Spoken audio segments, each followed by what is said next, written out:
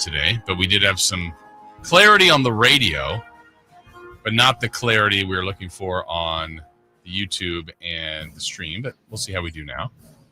Dave, are you with us? Let's see how we do now. Okay. YouTubers, let us know. And I went back and listened. That was 100% unlistenable. More unlistenable than normal, I should say. So I'm hoping this is a little bit better on YouTube. Chris, as you probably just said before I connected, restarted everything. It's weirdly a problem on the studio connection, not on the StreamYard connection. Okay. So, yeah. Safer out. Question 1. The Dodgers are considering using Shohei Ohtani as a reliever. Safer out. This is a bad move. I think it is, and it's because really? I read about this, and I kind of get what they're saying. So apparently, and by the way, YouTubers are saying this sounds better, so thank God. And again, huge apologies to everybody. That was terrible. So in reading about it, Jason, it talked about Shohei Ohtani's preparation, and he's very, very, very methodical. And when you're a reliever coming in, you don't know what the situation is going to be. You don't know you're going to be pitching that day. You're not going to be pitching that day. And then on top of that, the two-way rule in baseball states that he can pitch. And then once he's done starting, he can then continue to be a DH. But if he's a reliever and he comes in and he didn't start the game pitching, he can't just stay at DH. He would have to actually play the field. So he'd have to go into right field if they were going to keep his bat in the game after his relieving stint was over.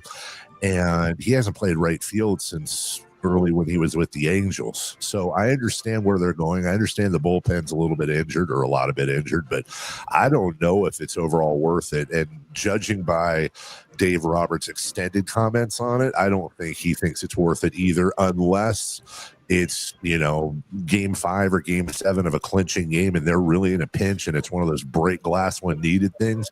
I don't think this is going to be a regular thing. Okay. I was thinking, when the talk was bullpen, like his start the other day where he went 5 shutout or no hit innings, and you're thinking high leverage situation, you need to get an out or outs, and you're to advance in a series, and he is one of their best pitchers. And so I think in a kind of like you said, break glass in an emergency, but that might be where he's needed. But he can't play right field. I thought he was one of baseball's best players. Okay, then you missed it yesterday. But the question was, and we can kind of, I'm fine with dovetailing off of this because I wish you had been there yesterday.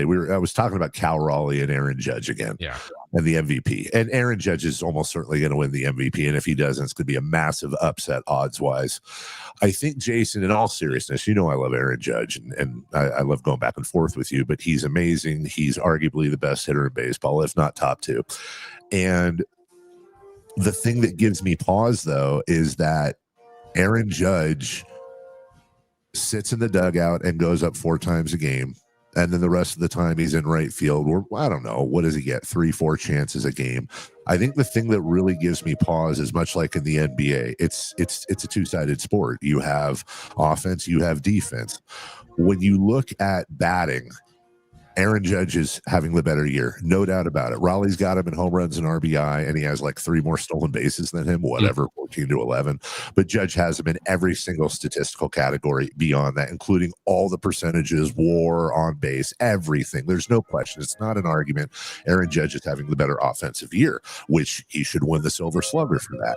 What gives me pause in the MVP conversation, though, also both are contending in their divisions, is that Cal Raleigh does the same hitting Aaron Judge does as far as 4 or 5 times a game. But the rest of the time, he's involved in every single pitch. He's calling balls and strikes. He's calling the game. And I just don't know if voters are giving enough attention to the fact that on the hitting side, Aaron Judge, he definitely has the edge. But on the defensive side, what a huge edge for Cal Raleigh. Yeah, I mean, there's no doubt he plays a more impactful and difficult position, and does it well. I just, in the end, I think Judge is substantial. Like, there's other numbers, and whether or not, I mean, look, you're always, when you're kind of making your case, you're going to find the numbers that benefit your guy, and it's nothing to detract from the others. But I think he's like by far the best hitter in baseball. And Agreed. I think he lost an MVP already to Altuve, kind of because of that theory. Like, well, he plays middle infield, and that's more important. And I'm not even denying that, but it'll be kind of weird if he lost another one because of that. And I can't remember, there was one in the AL that Shohei won. I mean, he's a pitcher too. I mean, nobody's doing this. He's a freak, but it's kind of ironic that if someone is this good at their job, that he's kind of getting penalized that he plays outfield. And I think that's a bit unfair. It's interesting because when you look at, let's just call it the three best players in baseball right now, or this year, Cal Raleigh, Shohei Ohtani, and Aaron Judge. Yeah. Aaron Judge is going to win the MVP in the AL. Shohei Ohtani is definitely going to win the MVP in the NL. But two of those three have these amazing other side of the ball situations. But the best hitter of all three of them is a right fielder. Yeah, right. And I guess the same, he's not going to win it, but Schwarber's doing Schwarber to me is having the Cal Raleigh year without catching, right? Like Schwarber has the home runs and the RBI over Shohei, but I mean, Shohei's pitching and still doing that very well and hitting great. Like, there's nothing wrong with anything Shohei's doing, but yeah, it's interesting. We're running late for a break. We'll get to these other two questions a little bit later. When we return, guys, Pablo Torre is at it again this morning. We'll let you know his latest discoveries. This seems to be happening once a week, like Christmas and September. And how long can the NBA deal with this? We'll talk about that right after this. On the move? Got somewhere to be? Take Sacramento Kings basketball with you. The Sacktown Sports app will let you stay connected to your passion. Never miss a moment of Sacramento Kings basketball with the Sacktown Sports app. The deals are on now at the model year-end sales event at Folsom Lake Honda, your one-stop Honda shop. Looking to own or lease? Save on year-end models and drive a brand new Accord or Civic. Visit us today at FolsomLakeHonda.com, your one-stop Honda shop. As a family-owned and operated dealership since 2009, customer service is our #1 priority. Our customers love doing business with us, and you will too. Folsom Lake Honda. Go to FolsomLakeHonda.com. Your one-stop Honda shop. Hey, sports fans, finally a horror film with a football twist. Check out Him, the IMAX experience, playing this week at the Esquire IMAX Theater in downtown Sacramento. In this game, violence is rewarded, so learn to enjoy it. Greatness demands sacrifice. The next great quarterback descends into a world of terror and trains into something darker. The best theater to experience Him is on the Esquire IMAX Theater 6-story screen. Grab your reserved seats today at IMAX.com/Sacramento. How can you free your team from time-consuming office tasks? Amazon Business. Smart business buying tools enable buyers to find and purchase items fast so they can focus on strategy and growth. Free up your team and focus on your future. Learn more at AmazonBusiness.com. This message comes from Viking, committed to exploring the world in comfort. Journey through the heart of Europe on an elegant Viking longship with thoughtful service, destination-focused dining, and cultural enrichment on board and on shore. With small ships that bring travelers closer to the destination, there's more time to explore. And every Viking voyage is all-inclusive, with no children and no casinos. Discover more at Viking.com. Get 5 quarts of Syntec Full Synthetic and a MicroGuard Select Oil Filter for just $32.99, plus 2 times points at O'Reilly Auto Parts. Limit supply. O'Reilly Auto Parts. Capital Casino, Sacramento's #1 poker room with primetime football. It's back. Capital Casino is giving away $500 per game in high hand bonuses for every Sunday, Monday, and Thursday night primetime game. Offering the best food, best service, and the best action with the most variety of games in the region, and conveniently located at 411 North 16th Street in downtown Sacramento. For more information, log on to capital-casino.com, and please gamble responsibly. 1-800-GAMBLER. I'm still going for it, even with higher stroke risk from atrial fibrillation and a regular heartbeat not caused by a heart valve problem. Over a 3-year study, Eliquis apixaban tablets reduced stroke risk better than warfarin, and over 97% of Eliquis patients did not experience a stroke. A first stroke occurred in 2.9% of warfarin patients versus 2.3% of Eliquis patients. Don't stop prescription Eliquis without asking your doctor. Stroke risk may increase. Eliquis can cause serious and potentially fatal bleeding. Don't take if you have an artificial heart valve, abnormal bleeding, or antiphospholipid syndrome. While taking, you may bruise more easily or bleed longer. A spinal injection increases blood clot risk, which may cause paralysis. Get medical help right away for unexpected bleeding or bruising, or back pain, tingling, numbness, muscle weakness, or incontinence. Aspirin products, NSAIDs, SSRIs, SNRIs, and blood thinners increase bleeding risk. Tell your doctor about planned medical or dental procedures. Learn more at Eliquis.com or call 1-855-ELIQUIS. You waited a lifetime for this moment. Now it's time to celebrate. The official collection. The Oklahoma City Thunder NBA champions.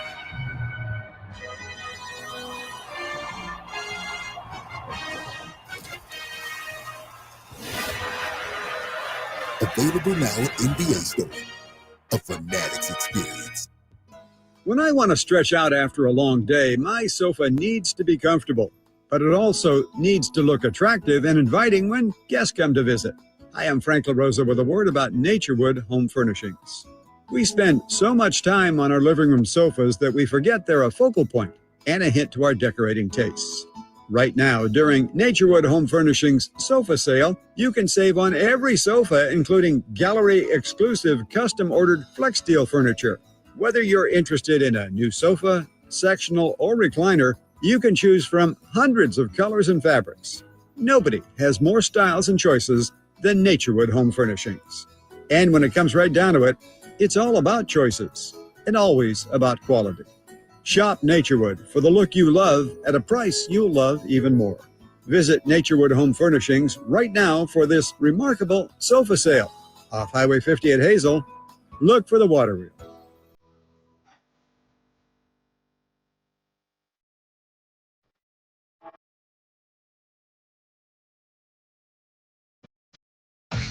Carmichael Dave Show with Jason Ross Call or text at 916-339-1140. on Sacktown Sports. Welcome back. Carmichael Dave, Jason Ross, Christopher Laud. I am broadcasting live from Lake Tahoe. And if you're just joining on the YouTube and you're wondering why I'm holding a phone to my ear, it's because I forgot my headphones. I thought you had another call. Hold on. Hello? Nope, it's still you, Jason. Oh, okay. But I do kind of need to switch. I'm starting to get tendonitis. I got to play golf today. Yeah. So does that prove that golf is not a sport? Too? What? I said, yeah, that did sound weird. Are you doing that in solidarity? Yes. Okay.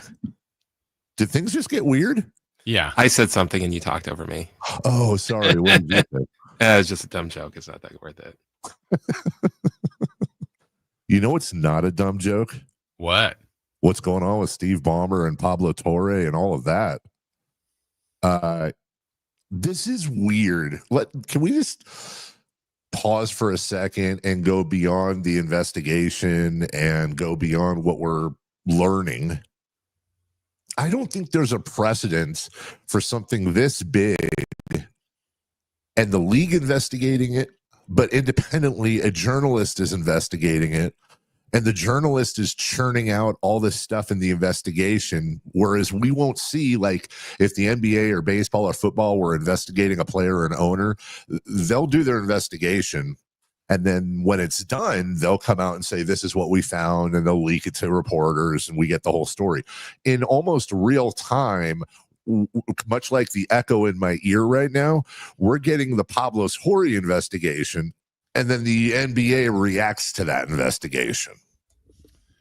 And you mentioned that I was at the league meetings, and Adam Silver was there. He spoke to the group, and there was even a Q&A, a little bit of questions after. And weirdly enough, and maybe it's not weird, but there was no mention.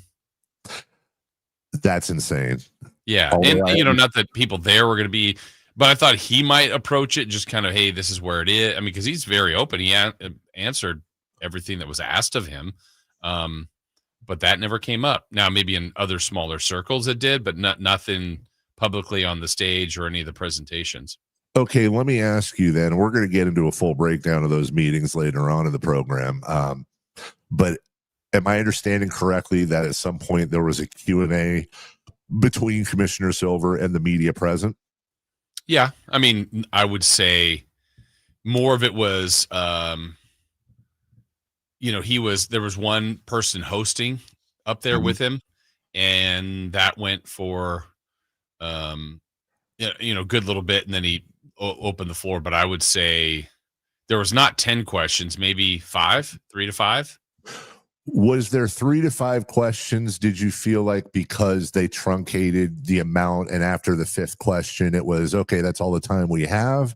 Or was it that only 3 to 5 people had questions and raised their hands? It was more of this. Everything was kind of scheduled, and he was one that was very open. It's like, no, I've got more time, but like the seminar didn't have more time, if that makes sense. Okay. Like he's long-winded in a way. I mean, in a productive way. Yeah. And everything, if you get a little bit behind and there's, session after session after session, and so it just would push everything back. But he did, he answered everything that was asked of him. I'm wondering, because it's certainly easy for me to say here, holding a phone to my ear in Lake Tahoe, as opposed to being at the broadcast meetings and surrounded by media and NBA folk. Is it weird that nobody asked him that question? Maybe. I mean, I'm trying to think. I'm not saying this because the stuff with maybe it was timing, because that was it was Tuesday, not like the story was gone. But I feel like even in the last day, it's like picked up a little bit more momentum again. So I don't know if it's out of sight, out of mind. That's not fair to say. Maybe it was on plenty of people's minds. So it's, who got the chance to ask a question. People were raising their hands to get the mic and would ask a question. But I mean, stuff from expansion to, I mean, it wasn't like people were hiding their questions to him. It just, that one didn't come up. And maybe it was in the hopper. Maybe it was in the next person's, I don't know. So yesterday, we played a clip while you were in New York yesterday. He was on stage. I'm assuming it was at the meetings. There was a gentleman, I don't know his name, from Front Office Sports, because I saw their logo, that was having a Q&A with him. And the whole thing got brought up. And what was interesting about the quotes, we played it back to back. There was one he did on, I think it was 9/12, or maybe no, it was September 10th, where he was asked about it at the podium. And he said, it was news to me. I'd never heard of Aspiration before. And then yesterday we played the clip of him saying, and by the way, when I made it sound like I'd never heard of Aspiration before, I have. I'm aware of the brand. I've been aware of the brand. I just wasn't aware of these allegations before, and before I was asked. My point is, the two quotes from Adam Silver were completely incongruent. He clearly said he'd never heard of the company in the first one, and then the second one he clearly said, oh, I've been aware of the brand. So that's what kind of restarted it yesterday. My question for you is, were you aware of that? I don't know what the timing was. Did that come out to your knowledge before that Q&A? I don't believe so, but okay. I don't know that for sure. That would, yeah. You guys are kind of not sequestered, but you're kind of in a bubble at that point, I would think. Yeah, I mean, we have our phones and everything, but it's just, you're, at that point, there's a lot of stuff. I mean, it's the meetings aren't terribly long as far as the amount of time we're there, but you're kind of just busy the whole time, if that makes sense. So you get a lot in a day and a half, and he was one, and I bet I could look up the itinerary, but Dave, I think he was maybe scheduled to be on stage for 30 to 45 minutes, and the back and forth with it was Chris Carino, the voice of the Nets, that kind of led that panel, and it was just those two on stage, and maybe they did 30 of it together, and then last 10 to 15 was questions. And like I said, I bet we maybe got 5 in, and because he gives long answers. So I'm looking at the chat right now, and Beeman, one of our chatters, says this is exactly why there's not going to be any real punishment. Nobody really cares. How are media not asking him about this during a Q&A? Just mind-boggling to me. And I understand where he's coming from, and I think that's a perfectly logical point. But I think, and you'll help me here, Jason, this is not an open media Q&A. Correct. These are broadcaster meetings. I can't explain anything to that, but I can tell you for a fact the media does care about this, and it will get fleshed out. It ain't going away. Yeah, and that's a good point, because I that should be pointed out that the room, by definition, is media. But I would say, and I don't know the percentages, but you're talking about team PR that was in this conversation, so they're certainly not gonna bring that up. So like Kings PR was there along with the Lakers PR and the Heat PR and so forth. But you also had probably as many producer directors from TV, nationally to local regional sports networks that were there. So I don't know that they care. It's not a room filled with Shams and Sam Amick's and Mark Steins. They're not there at all. So, and then it's team broadcasters, national broadcasters. Again, not that they don't care. It's just more of the questions were on, some of the stuff he addressed that we'll talk about later, like international basketball, the new partnerships with Amazon and Peacock, and how that affects regional sports. I mean, that's going to be more interesting to a local, a regional sports network producer director on which games they're allowed to carry, some of the things like that in negotiations for the new TV deal. So those were more of the angles that were being approached, longer, shorter seasons, those kind of conversations, as opposed to, hey, the one that was brought up, I thought that was kind of intriguing, was also the salary cap and maybe the intentions of what was meant, and then what came out in the dreaded second apron word and apron, so those kind of things, as opposed to, hey, what's going on with the Clippers? This was more of an internal, almost like an internal NBA employee, closer to that type of gathering than it was a Sean. Yeah. This was a different environment. Doesn't mean somebody couldn't have asked, but of course, I understand the raised eyebrows. We have to break. I want to get the news out, though. 2 weeks before Kawhi Leonard's first no-show payment, according to Pablo Torre, the Clippers made a $21 million payment to Aspiration in a deal that was signed off by the Clippers CFO. So this thing keeps getting crazier and crazier. I hope Pablo Torre never gets mad at me, dude. Exactly. We'll take a break. When we come back, top of the hour, 7 a.m., 3 for Madness. Ryder Cup's on the way. Fred Warner is a stud. And speaking of commissioners, whether you like baseball or not, this is going to affect a lot of other sports.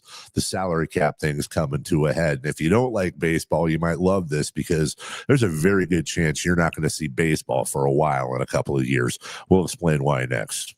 The only place you'll find Keegan Murray is Sacktown Sports. Out to Keegan Murray, straight away for 3, and Keegan knocks down the triple. Hey Sacramento, it's Keegan Murray, and you're listening to the home of Sacramento Kings, Sacktown Sports. Your local sports leader.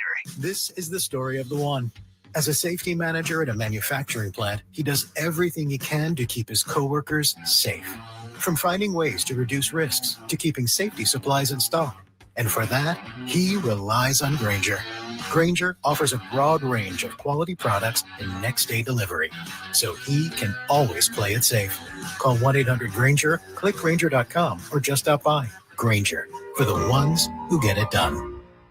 Wesley Financial Group is not a law firm, and Chuck McDowell definitely not an attorney. This is Chuck. If someone talked you into buying something really silly and you want to get out of that silly little thing, my advice, get the facts. Call me and I'll send you our timeshare exit kit absolutely free. Inside, you'll learn how timeshare works and all your options for cancellation. Call Wesley now for your free exit info kit. 800-838-6767. That's 800-838-6767.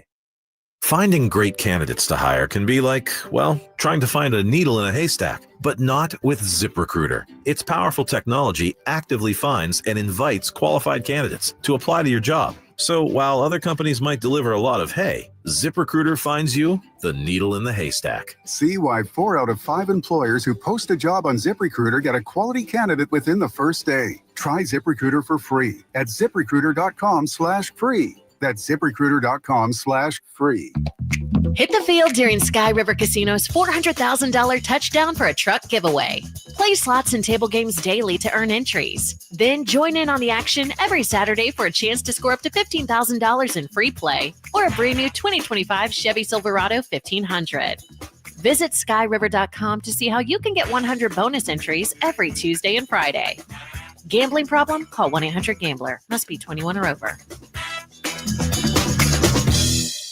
What's up? We're talking to Chad Hoblet of Hoblet Dodge, Chrysler, Jeep, Ram, and Woodland. Chad, what's happening for Chrysler's Drive into Fall sales event? Just like falling leaves, prices are falling at Hoblet. Right now, you can save up to $14,000 off MSRP on new Ram 1500 crew cabs. That's $14,000 off Motor Trend's 2025 Truck of the Year. Plus, with nearly 500 Rams available, whatever truck you need, Hoblet has it. Well, that's got to be some of the best savings of the year on Rams, but what if I'm looking for something different? You need to check out the Hoblet Certified Pre-Owned Supercenter with nearly 200 vehicles available and 55 under $20,000. Experience the Hoblet difference. Search, select, and save through their whole inventory at HobletDodge.com. Unbeatable prices, unbeatable selection. Nobody beats Hoblet, period. 14,000 total net savings on select new Ram 1500 Bighorns after 8162 factory rebates and 5838 dealer discount. Rebates include 5816, get 10% below MSRP, 2000 SFS bonus cash, must finance with Stellantis, 500 on the job upfit, must show eligible upfit. 3 this net savings, sample VIN 772979. See dealer for details.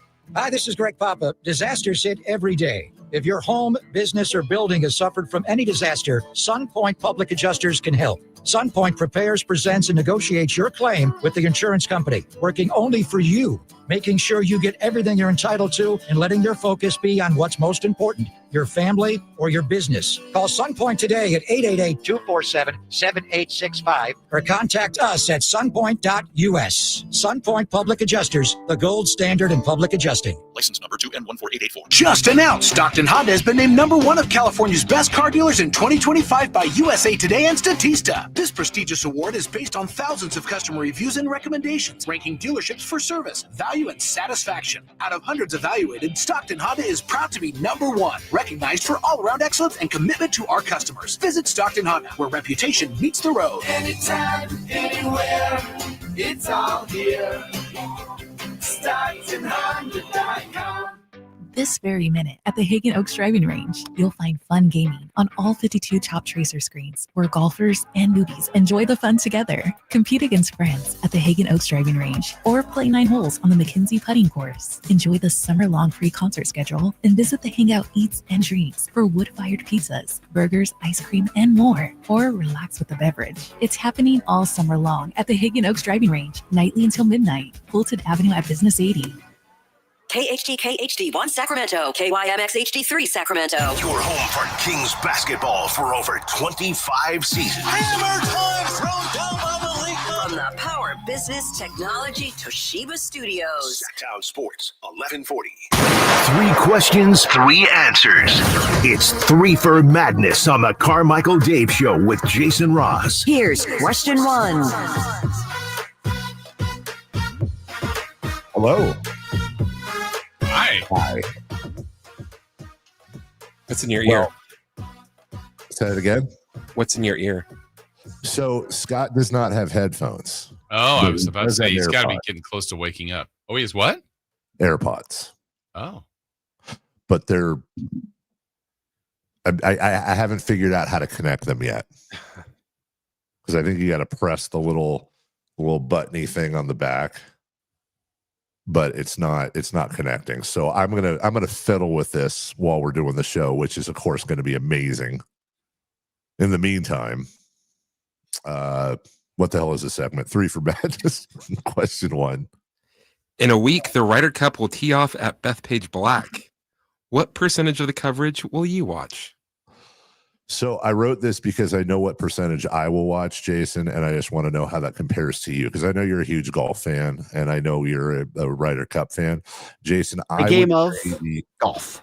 Over-under. Oh, we could have that done live, by the way. I would say the over-under is 95%. Wow. I will watch I will tape it. I will watch every single possible piece of coverage on it.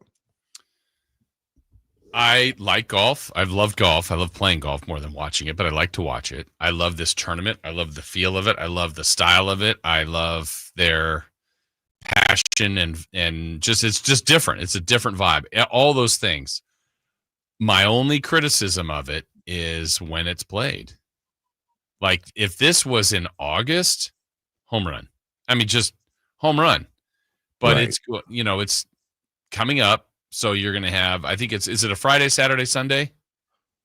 Yes, I think so. Okay. So Saturday now you get into college football, which doesn't mean I can't check out both. And yeah, you're right. I guess you could record it, but I will be following it. And then Sunday with an NFL Sunday, it's just, man, that's a hard one. Unless it just becomes, hey, it's down to the last 2 matches or whatever. It's like, okay, maybe then, it's kind of like the last 2 minutes of a game or something like that.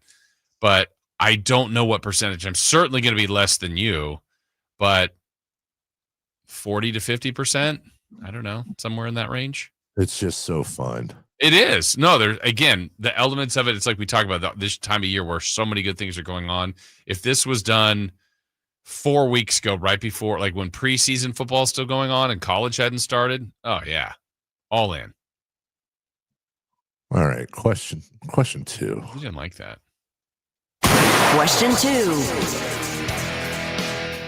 Fred Warner was named Defensive Player of the Week. Is he a Hall of Famer right now? Sorry, Jason. I'm trying to connect these while we're talking. I did like your answer. I just I'm trying to make these things work. Is he a Hall of Famer? Yeah, he's a Hall of Famer. 100%. Back to you. 100%. Yeah. I agree. I think he is. I mean, I think he has been, I think, what was the stat? He's one forced fumble away from passing Patrick Willis for the Niners all-time lead. So there's more history there. He's been the heartbeat of that defense. He's been one of the best defensive players in the NFL for a couple of years. He's got statistics. He's got longevity. He's been on a benchmark franchise where people know who he is. He's such a great athlete and has made big plays in big games. At that position, yeah, I don't know how many have played it much better than him. So I think so. Yeah, and I think he is right there with the Patrick Willises of the world. I don't dare I say Ronnie Lott, but just the best and brightest the 49er defense has ever had. I think he's right there. Yep, absolutely. Question 3. Question 3. Baseball continues to barrel towards a work stoppage after next season. Who's right and who's wrong here? It's a good question. Great question.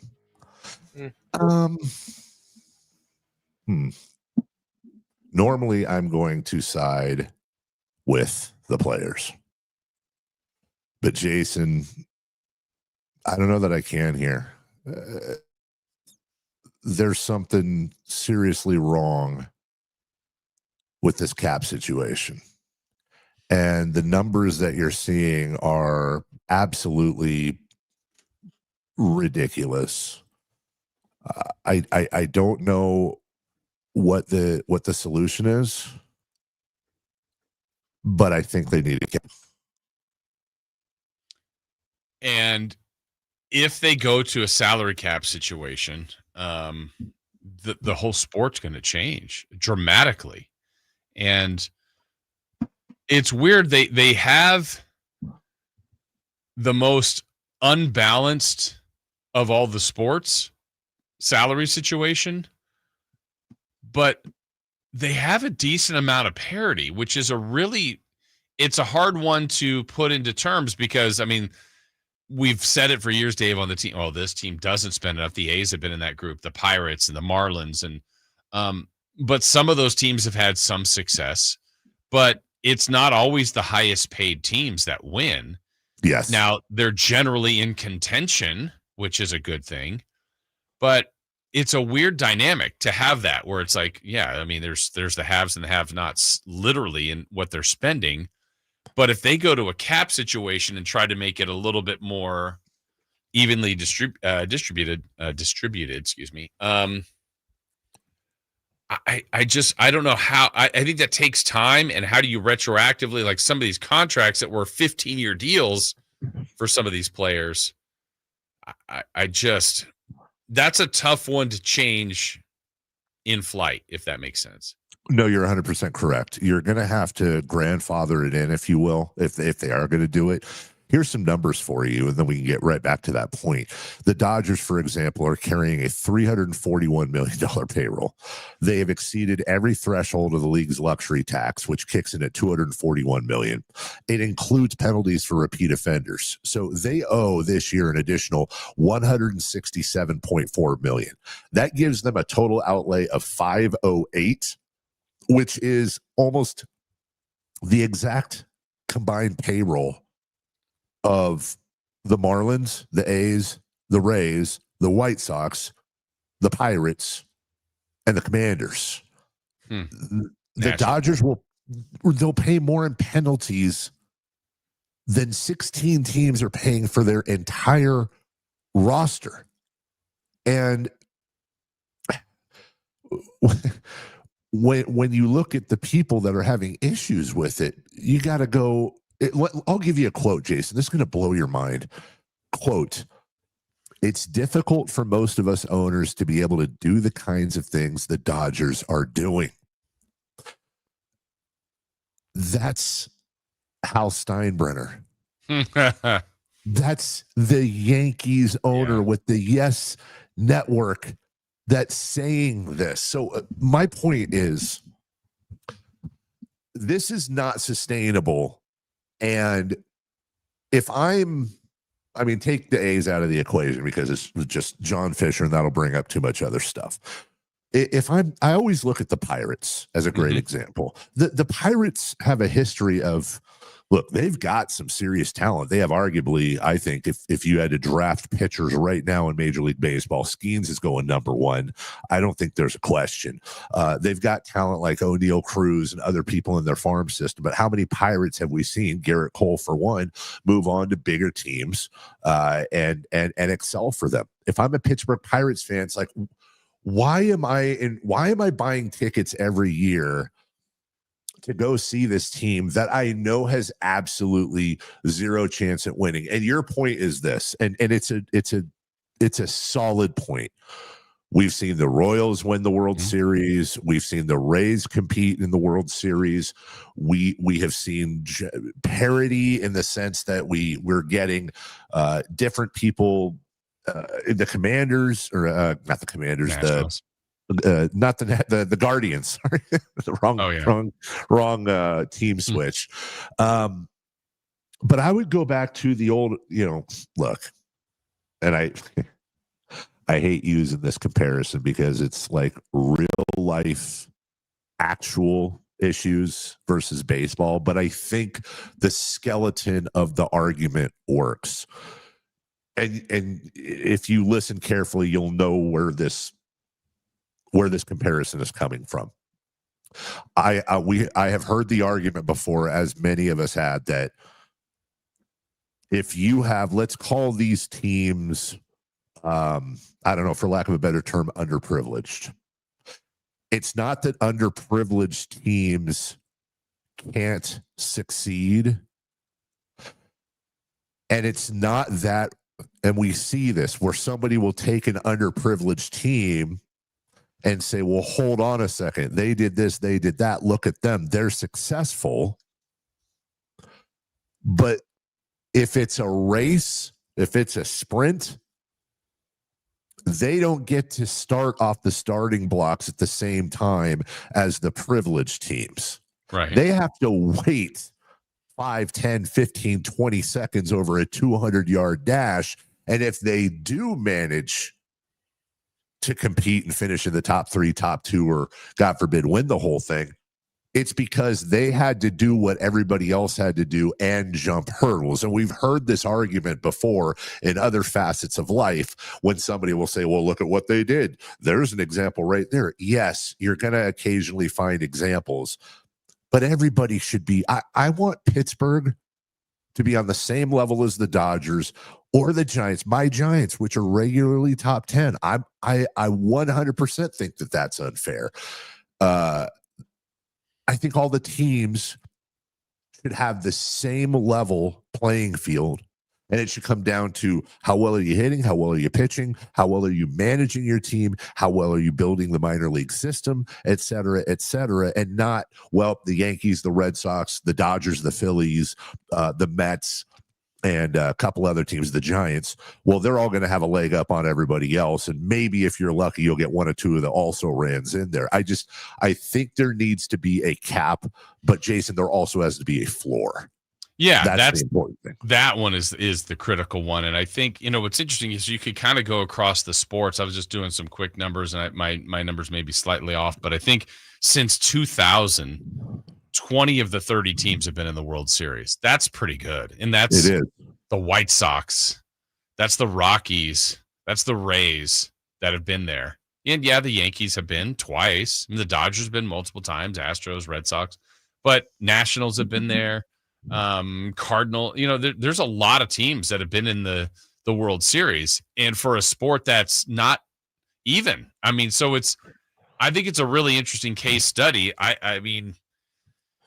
I think there is a little bit of the charm in the sport when if the A's had a magical season one of the years they were here, and it's like they're facing the Yankees or the Red Sox in the ALCS and then met the Dodgers or the Mets in a World Series. It's, the haves versus the have-nots, the little team that could. There's like the David versus Goliath. That's just general great storytelling.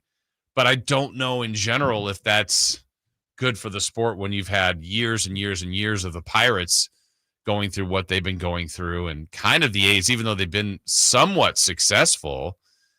But, if you go to the NFL, Dave, there's still teams in the history of the league that have never made the Super Bowl. And I know that's a little bit of a different comparison because it's one game and you could get bounced, but it's interesting just between the sports, how they're done differently. And, some would argue, well, it's great to have the Mets and the Yankees and Dodgers spend all this money because their fans love it, and the teams that hate them love to hate them. Okay, I see it, but could they still be that hated team? I think they would if they've done all this winning and it was a little more fair amongst the financials. I think there would still be venom for those teams. I think you're right, and I think unfortunately the hard truth that they talk about in the back rooms is that if you look at the NBA this year and you see that it was Oklahoma City and Indiana, you go, okay, well, that's how it should be. As a fan, I go, that's how it should be. Every team should have a chance. You have these 2 tiny markets that did it the right way. They don't have the highest payrolls, and look at that. Here's the problem. It's not going to have the ratings as if the Knicks or the Lakers or whomever made it. And a lot of people will say, well, hold on a second. Cleveland's ratings were just fine when they were playing Golden State. There's an exception there. And that exception was LeBron James. If LeBron James isn't on those Cleveland teams and Cleveland's playing Golden State, yeah, people are going to tune in for Steph Curry. But if it was the Cavaliers without LeBron versus OKC, you're going to have the same ratings issue. Yes, bigger market teams bring bigger drama, bring bigger ratings, and I completely understand that. And the NBA and the NFL and baseball are all businesses. The problem that we're looking at, Jason, is this thing expires at the end of next year. And you remember the story earlier this year about Bryce Harper going nose to nose with Rob Manfred in the Phillies locker room, telling him to get the hell out when he brought up a salary cap. Bringing up the salary cap to players and to the union has long been a red line. Like, don't even bring it up. We're not going to discuss it. It's not going to happen. Well, I think you have to follow the NBA model. I don't include NFL in there because the NFL doesn't have guaranteed contracts, so that's an anomaly. You have to follow the NBA model where you have a cap, you have a floor, but those caps and those floors are based on what the basketball related income is, and I think it's 51 or 52% has to go to the players. I think baseball has to do the same thing and come to them and say, guys, look, we're not trying to take money away from the players. We still want the total chunk to go to you guys in the same percentage. We just need to distribute it. And so what you're going to lose on the cap, you're going to make up on the floor. What does that mean? That means that you're going to see far less $700 million Shohei Ohtanis, which, by the way, they need to also close that loophole to the deferred payments. Yeah. But you're going to see the Billy Joe Robideaus and Razor Shineses and Floyd Yeomanses and the lower level guys. I don't know why I'm picking all 80s dudes, but you're going to see those lower level guys now all of a sudden come up. So it's really about not just a cap, but also internally for the players, the has-beens and the have-nots going at it. And if I just choose FP Santangelo, for example, because we love him and his career he was not a $700 million guy. He put together a nice career, but he was never this huge contract, dude. If I'm the FP Santangelos of the world and I'm holding on for dear life with these 2-year, $12 million deals or whatever, if I know that I have the opportunity to turn that into a 2-year, $24 million deal, but that means that Bryce Harper is going to get $50 million less on his deal, hell yeah, that's more fair. And if you can spread that to the teams and make the John Fishers of the world, and you say to him, dude, sorry, you have to bring your payroll up to this level. You want to keep it at 50 million. Next year's floor is 150 million. Good freaking luck. And then lastly, I would say, I think you have to also come up with some sort of program where if the Yankees, the Dodgers, these other teams, they go into the cap, all of those penalties, those are redistributed down to the bottom level teams. And so in effect, okay, Dodgers, you want to go above? Fine. But now you're paying for part of the Pittsburgh Pirates payroll. You may say, well, now that's going to encourage these owners like John Fisher to spend less. Then the other category, the other thing they should eventually do is this, because that would be a grandfathered situation. You grandfathered in for 5 years or however long the longest contract is, 7 years, 10 years. But then when that's done, it's a hard cap. There is no penalty because you literally, it's like the ESPN trade machine for the NBA. You cannot go over this number. If you want to sign this player, cool, you better make the room. Yeah, I agree. I think on the floor part, I think the floor is the biggest issue. That one's more important to me than the cap for baseball, but floor is critical. And then it's still not stopping a team from having the Shohei type of deal. Like, look, the Stars move the sport, so I have no issue with them getting a ton of money, but you're not going to have Shohei and Betts and Freeman and sign Blake Snell and, do the things that the Dodgers have been able to do. Now, to their credit, they're doing it, and I'm not faulting. They're playing within the current rules. But I think that's what it's going to keep. If we go to the NBA analogy, Dave, like, the Warriors do have Steph, and at one point, because of a wiggle room, had KD and Clay and Draymond, and over time, it's like that's why they're in the Kuminga situation. And okay, you got Jimmy Butler, but it's going to cost you in there along the ride, a Jordan Poole and some of these other assets you had along the way. So I think, and then we see the model that OKC has done, and I think that was one of the things that was brought up at the league meeting, like how well they've done and how young they are, but it'll be interesting to see how long they can keep that team together. They're not in that spot yet, but at some point, either some of the guys will branch off because, hey, look, I'm doing well, we're winning, but Team X is going to offer me this much more to be a free agent. Well, I'm going to go chase that. And then, so it'll be interesting to see kind of these different case studies in other sports. NFL, okay, we're finally paying our quarterback X amount of dollars. Well, he earned it. He deserved it. He's the face of the franchise. But it's going to hurt you in some of the other departments. So baseball really hasn't had that punishment on the teams that have the cash to do it. So they can keep buying and signing these players.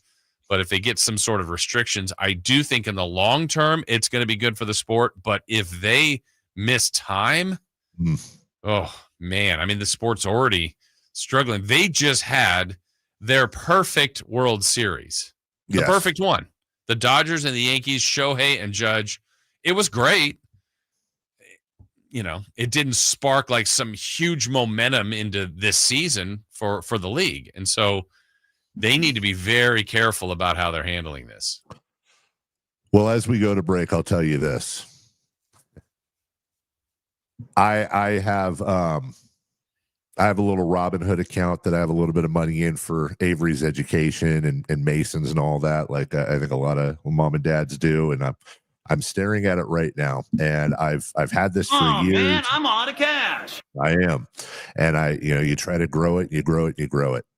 If there was a stock I could buy, and the stock was basically you get to double your money if there is time missed between the expiration of the deal and them getting a new deal, I would, without hesitation, take 100% of the money out of this account and I would put it on that. I really think we've got a nice long work stoppage coming up in 2 years. They are so far apart, Jason. They are so far apart that they're not. You have both sides right now that are just like, you're not even on the reservation with me, dude. I'm not even talking to you right now. Yeah, and just as a side part of that, I mean, I don't know the impact of that, but think about the A's and what they're trying to do, or John Fisher, and get to Vegas, and if they're without baseball and the money that's not coming, just another thing to think about on a potential move. That's so true. Wouldn't it be so perfect the opening season of the A's in Las Vegas is a work stoppage? It was great. We'll take a break when we return. All right, we're going to get into some football, ladies and gentlemen, before we get Jason's recap of the broadcast meetings in New York for the National Basketball Association. Week 3 questions, both in the next segment and the following, coming up right after this. The Alan Styles Show. Brock's bro, Chubba, he's on Nevada and wasn't great. Why didn't we ever hear about him? You answered your own question, Jeff, because he's not very good. Look, man, it's your 5th year at UNR. You are now Preston, not calling you Chubba. How old is he? He is 24 years old, a 6th-year starter, never won a college football game. We use your government name. You can listen to the Alan Styles Show Monday through Friday from 10 a.m. to 2 p.m. on 1140 a.m., YouTube, and the Sacktown Sports app. Hey, it's Carmichael Dave letting you know Amy's Outdoor Living's huge inventory reduction warehouse sale is back this Saturday and Sunday only from 8 a.m. to 3 p.m. at 11255 Pyrites Way. That's Suite 200 in Gold River. Listen, they are making room for holiday items and 2026 furniture models, so everything is drastically reduced to move. 2 days only. You will find pre-tariff prices on patio furniture, umbrellas, scratch and dent, and demoed grills. Plus, Traeger flat top grills are priced to fly out the door. Uni pizza ovens, one of this year's hottest models, must go because they need the room. It's a sale you just can't miss, and it's just 2 days only, so bring your truck.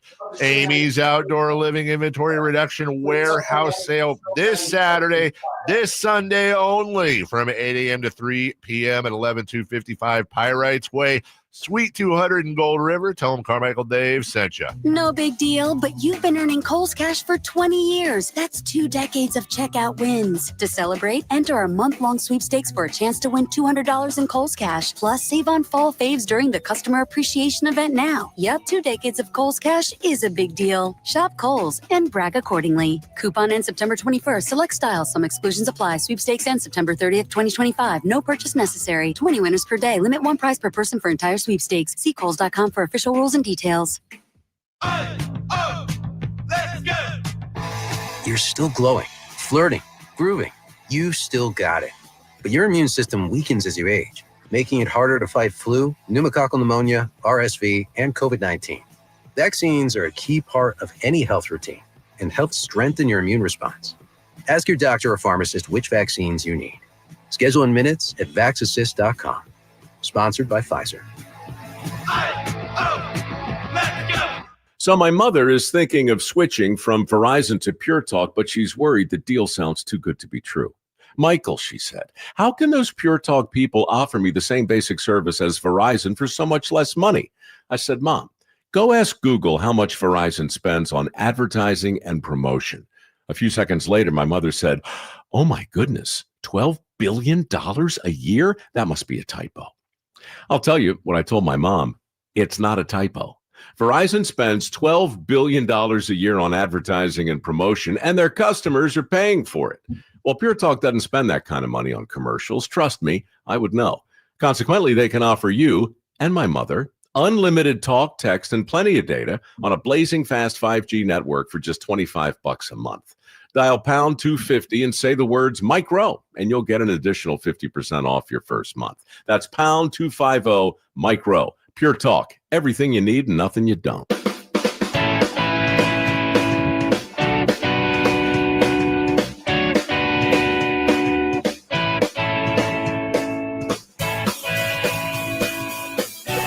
Hooking you up with the best in local sports. They just make it interesting, you know? It's the Carmichael Dave Show with Jason Ross on Sacktown Sports.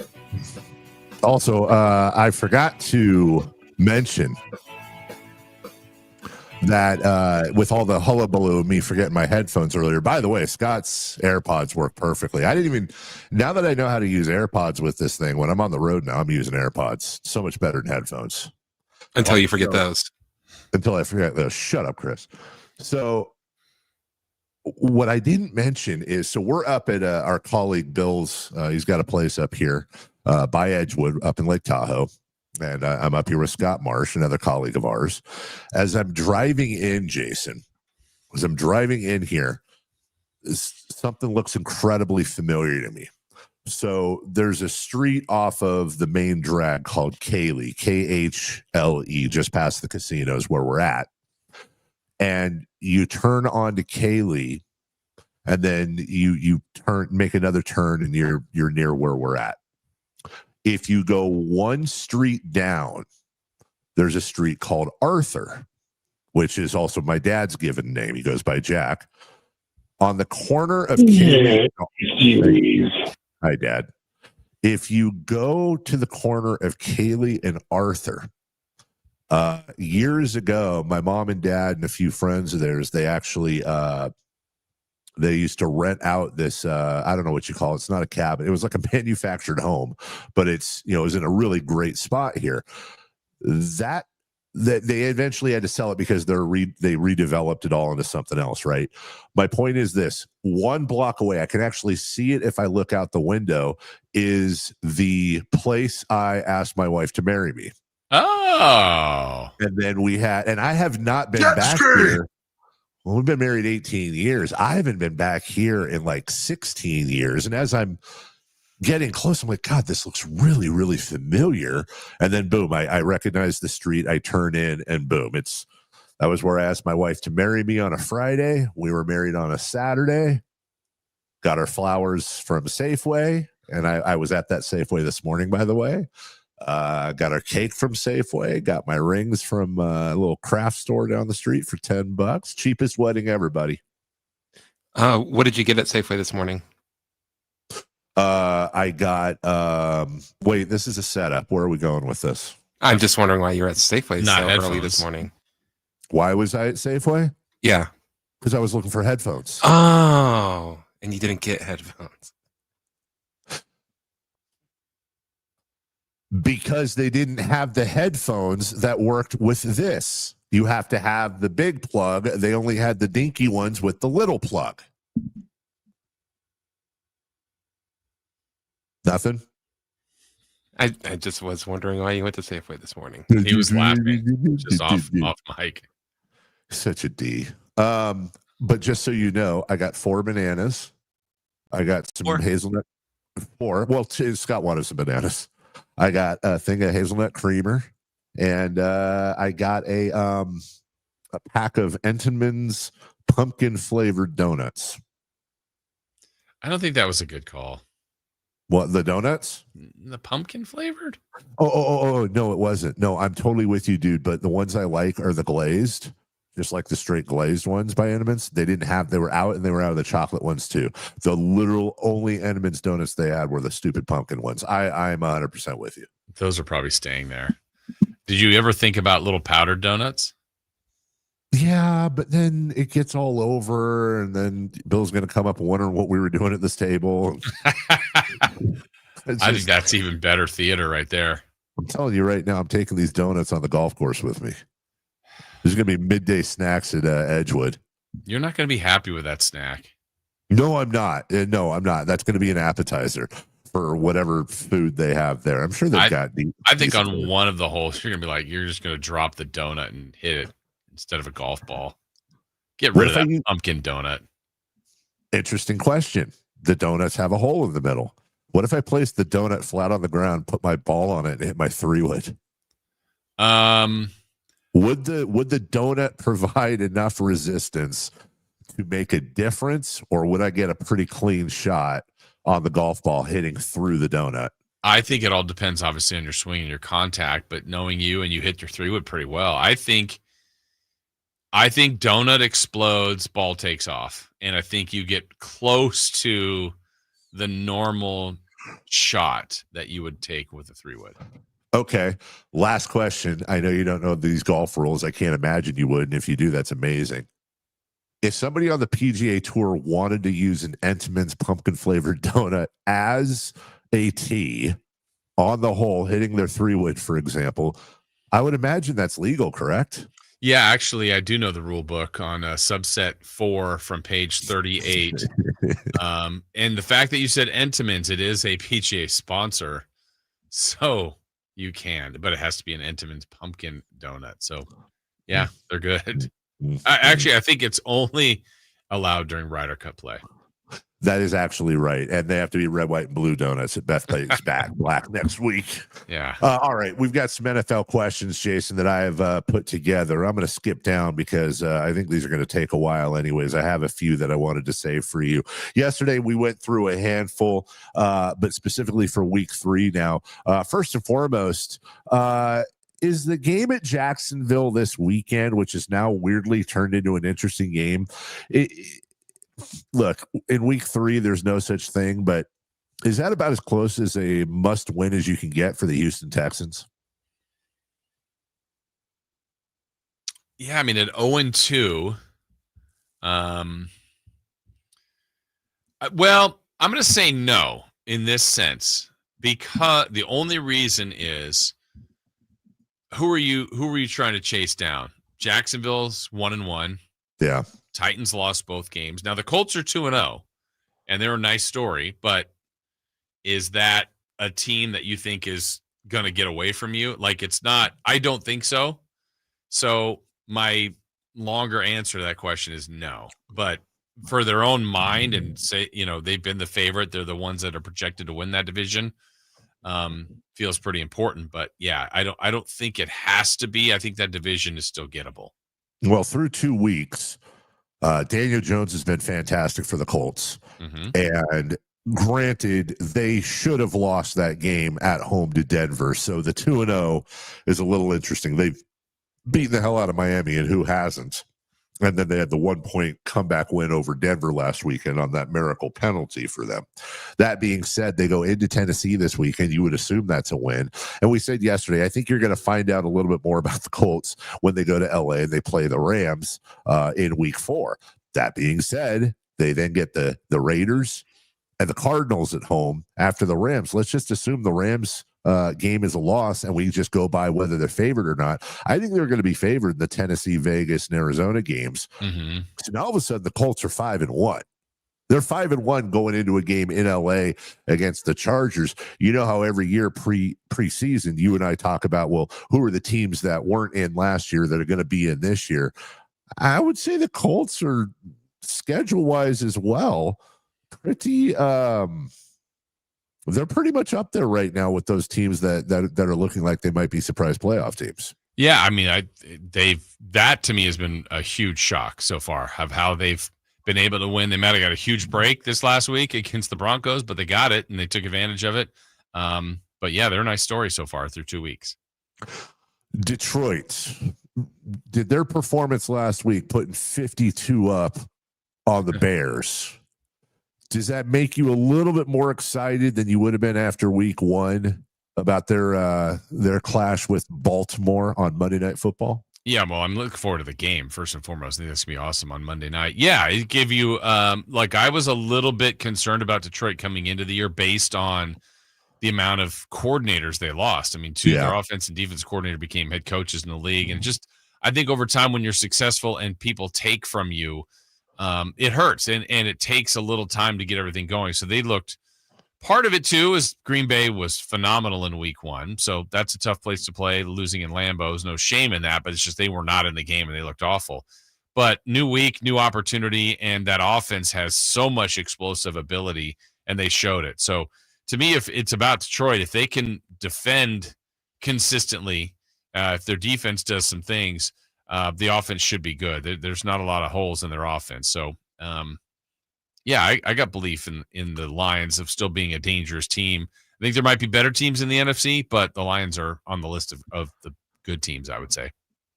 I think what's fascinating about this game, too, is that there's almost exactly equal questions for both the Ravens and the Lions. The Lions offense. They scored 13 against the Packers, and then they followed that up with 52 against the Bears, which is closer to what their offense is. But also the Ravens, they gave up 41 to the Bills, and then they gave up 17 to the Browns, which is closer to who the Ravens defense is. Yeah, that one, it just makes me wonder if it's the opponent, too, because, look, the Bills are pretty darn good, and that was a special game on that Sunday night. They have so much knowledge in the division of the Browns, and maybe 17 felt high giving that up to that team. But look, you got to respect your opponent. I just think they're probably closer to one of the better defenses. The Ravens are good. I don't see a lot of flaws in that team. So with the Lions this weekend you go, okay, 13 against the Packers, but then 52 against the Bears. I couldn't agree with you more. That's 100% opponents. Now all of a sudden, I wonder if we find out if they're both a little bit middle ground. I'm very curious to see how many points the Lions can score on the Ravens, and conversely, is that Ravens defense going to step up? Because they're giving up a bunch of chunkies in that secondary, especially in the red zone. Yeah, chunkies. Chunkies. We'll take a break. Hey, hold on. Remember Chunky? Yeah. It came in like the silver pack. It was like the square candy bar. Oh, the candy. Okay, yep. Wait, what were you referring to? I was thinking of Chunk from Goonies, and then Chunky Soup. Oh, no, we'll get to that with Mount Chunk more at 9 a.m. I just had this thing about the Chunky bar, which was like square, and it came in the silver packaging, and I think it had raisins in it. No, did it? Wasn't it just chocolate? I don't know that I ever had. I'm sure I did sometime, but I'm looking it up. Sell Chunky bars anymore? All right, we'll take a break. I don't know. I have not seen that. When we come back, I'll do some Chunky research, and then we'll continue our NFL Week 3 previews. Before we get to NBA notes from the broadcast meetings, 4 down territory, Niners at 9. We got a lot to come over the next 2 hours and 20 minutes. So get your energy up, drink your coffee, and realize that in addition to all that, the entertainment you get, the usually technically sound program we have, we also are in the business of saving you money. Carmichael Dave here for my friends at American Energy, encouraging you to be the second opinion partner with them. They're your second opinion partner. Imagine right now you're dealing with an HVAC issue, whether it's replacing your air conditioner, whether it's getting a repair on your air conditioner. Ask yourself, do you know how much that repair should cost? Do you know how much a replacement should cost? Of course you do, unless you work in the business or recently had it done somewhere else. You don't know. You're trusting whoever it is to come out and give you a fair estimate. All American Energy Heating and Air is saying is, hey, look, guys, we want an opportunity to undercut whoever you've got out there. We want an opportunity to give you a better deal and save you money. We're going to send a technician out to your house at absolutely no charge to you. We're going to have them look at whatever repair or replacement you've got scheduled. We're going to confirm that repair or replacement needs to be done. And then we're going to give you our price. And odds are we're going to beat that price. So think about it from your point of view. What do you have to lose? It's literally one phone call. And at worst, you're going to know that you got a good deal from the other HVAC company. And you're going to know that a repair actually needs to be done. How great is that? It costs you absolutely nothing. all from a company that's been serving the greater Sacramento area since 1981. 916-520-9990. That's 916-520-9990 or AmericanEnergyAir.com. American Energy, making the uncomfortable comfortable. We're right back after this. The Allen Styles Show. Brock's bro, Chubba, he's on Nevada and wasn't great. Why didn't we ever hear about him? You answered your own question, Jeff, because he's not very good. Look, man, it's your 5th year at UNR. You are now Preston, not calling you Chubba. How old is he? He is 24 years old, a 6th-year starter, never won a college football game. We use your government name. You can listen to the Allen Styles Show Monday through Friday from 10 a.m. to 2 p.m. on 1140 a.m., YouTube, and the Sacktown Sports app. Hey, this is Greg Papa. Are you working through a major insurance claim? SunPoint Public Adjusters can help. SunPoint prepares, presents, and negotiates your claim with the insurance company, working only for you, making sure you get everything you're entitled to, not what just some adjuster working for an insurance company thinks you should get. Call SunPoint today at 888-247-7865 or contact us at sunpoint.us. SunPoint Public Adjusters, the gold standard in public adjusting. License number 2N14884. The deals are on now at the model year-end sales event at Folsom Lake Honda, your one-stop Honda shop. Looking to own or lease? Save on year-end models and drive a brand new Accord or Civic. Visit us today at FolsomLakeHonda.com, your one-stop Honda shop. As a family-owned and operated dealership since 2009, customer service is our #1 priority. Our customers love doing business with us, and you will too. Folsom Lake Honda. Go to FolsomLakeHonda.com. Your one-stop Honda shop. With 25 award-winning years in Northern California, Ashton & Price is your local injury law firm. Pro attorney tip: if a firm presents as local, but they're in LA, red flag. If your first consultation is not with a lawyer, big red flag.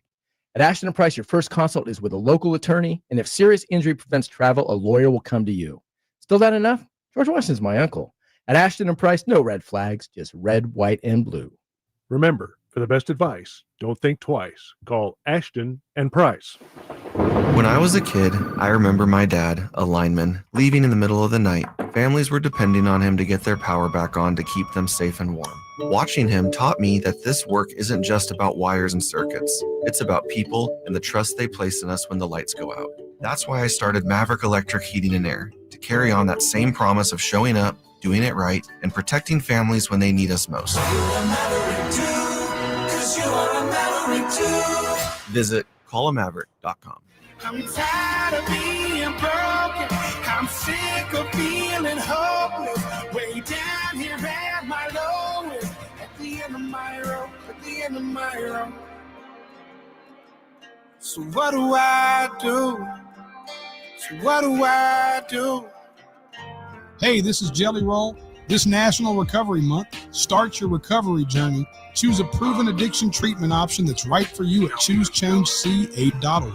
Paid non-attorney spokesperson. Paid for by Action Matters. Attention former and present inmates of women's prisons in California. If you are currently or were an inmate of Central California Women's Facility in Chowchilla, also known as Chowchilla Women's Facility, Valley State Prison for Women in Chowchilla, Institute for Women in Chino, or Folsom Women's Facility in Represa, and were a victim of sexual abuse, now is the time to come forward, as you may be entitled to substantial financial compensation. If you were an inmate at any of these prisons at any time and were subjected to sexual abuse from staff members, you may be entitled to substantial cash compensation. Call our California Women's Prison Helpline now at 800-408-1240. The deadline to file a claim may be close. Call now to get the justice, closure, and the financial settlement you deserve. Even if it was long ago, call our law firm's Women's Prison Sexual Abuse Helpline right now at 800-408-1240. 800-408-1240. 800-408-1240.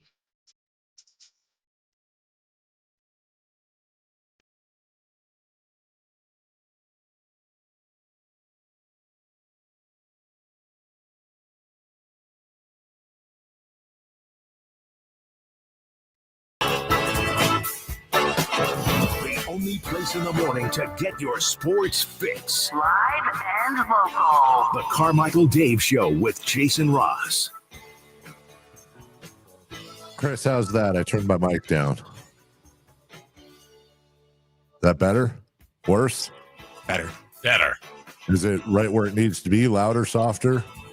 No, it's good. You're kind of just getting a little distorted at the end there. You're so excited. Very excited. Hi. I didn't see this yesterday. As a matter of fact, Jason, you and I were just talking about this individual briefly this morning for completely separate reasons. According to Hoops Hype, Demarcus Cousins has signed with the Solange Baudons to play basketball. Okay. Any guesses as to where the Solange Baudons play? Solano. Chris? The Solange Baudons, not to be confused with Beyonce's sister, Solange. I guess it's maybe Solange. Oh. That changes things. Selenge. Bermuda. Bermuda. I'm trying to give you a hint here. This country has been featured prominently in certain episodes of South Park. The United States. Colorado. No. Canada. They are, God, when I think of this, I would say probably, this is probably sad, but there are a number of things that would remind you of this country. One of them is their very specific type of barbecue. Mongolia. Specifically in South Park. I'm just saying, Mongolia was featured a lot in South Park. I guess. I'm trying to come up with hints, dude. DeMarcus Cousins is playing basketball in like that. Doesn't that? And I'll look. I'm not trying to disrespect anything here, but doesn't that sound like something like a coach would tell you in like your second year in the NBA? Be like, dude, if you're not careful, you're gonna end up playing basketball in Mongolia. I'm gonna send you to Mongolia. Is that the new Timbuktu? Right. Which, by the way, anyone know where Timbuktu is? I know where Rancho Cucamonga is. Jason, I will direct your attention. Oh, get out of here, Pinterest. I will direct your attention to the. I clicked the wrong thing. I'll direct your attention to those of you on YouTube to your YouTube feed here. Do you recognize this? I'm holding up a picture of a chunky bar. When you were saying chunky before, I thought it was more like an It's It. No. I definitely recognize. Well, I remember the packaging for sure. I didn't know it was 4 separate squares. I thought it was one big chunk. Honestly, so did I. I thought it was like one chunk and soft. Uh-huh. No, it's and it is a chocolate. It's a chocolate bar made with milk chocolate, raisins, and roasted peanuts. What a waste of time. You know why? No wonder it doesn't exist anymore. I realized during the break, this is why I remembered this, because my mom, this is how bad of a kid I was. My mom used to keep different candy things in her purse because she's diabetic, and when she'd have an insulin reaction, she'd need to, grab something. And 2 of the things she always had in her purse, those little round sun-kissed discs that are sugary on the outside and gummy in the right, like sensational. They are, Jason, they are sensational. Yeah. They're dangerous because I can go through a bag. I won't even buy them because I will honk off that bag within an hour, dude. I will house the entire bag. But you don't eat those, right? You get them in your mouth and get the sugar first, right? Or do you just chew them? Oh, no, dude. I eat them like chips. What? Are you kidding me? They're not, because they're soft. I know. Yeah, I get them. I put one of them discs in my mouth, and chew them, swallow them, and boom. Just seriously, like Ruffles, dude. And the other one she'd have was a chunky bar. Okay. And so as a kid, like I always knew where there was candy. in my mom's purse. The trick was I had to check the level of candy in there, and I had to know that there was enough in there so I could sneak one away. Because if I was ever caught stealing my mom, I basically, let's just be honest, dude. As a child, I used to steal my mom's diabetes candy. That's a fact. It's a special place for you. She needs it, but you needed it more. To be fair, I always made sure that there was enough candy in the purse. To be fair. If she had an insulin reaction, she'd be able to. Hey, here's some gum. I'm taking the chocolate. Wow. They were so good. And I was like 7 years old, man. What am I supposed to do? Son of the year. And my mom had she didn't have a purse, dude. She had like a burlap sack, like that thing. Luggage. That thing was like the Mary Poppins thing. Yeah, like you just and the problem is it's because she was diabetic, she didn't just have the normal mom stuff in there. She had insulin and syringes and your chunky baby bars. sister. A dog. Anyways. Hey, you want to check in with JR this morning? Let's check in with JR. Hi, JR. JR. I have an eating disorder. What, we missed the beginning of that. What'd you say? He might have an eating disorder. Might. I'm just saying. I do have an eating disorder. I eat too much. You're picking up donuts at 3 a.m. You're hiding cookies under your bed.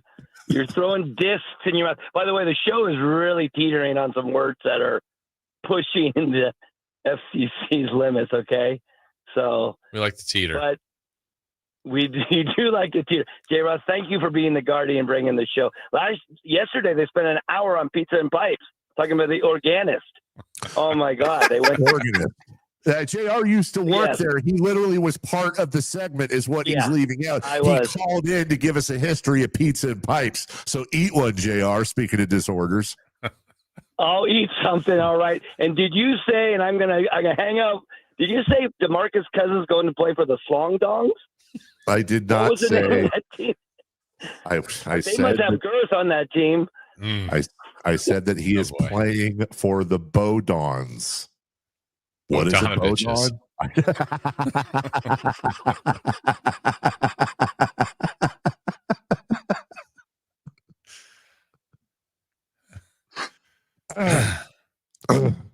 Anyway, what the hell is pipes?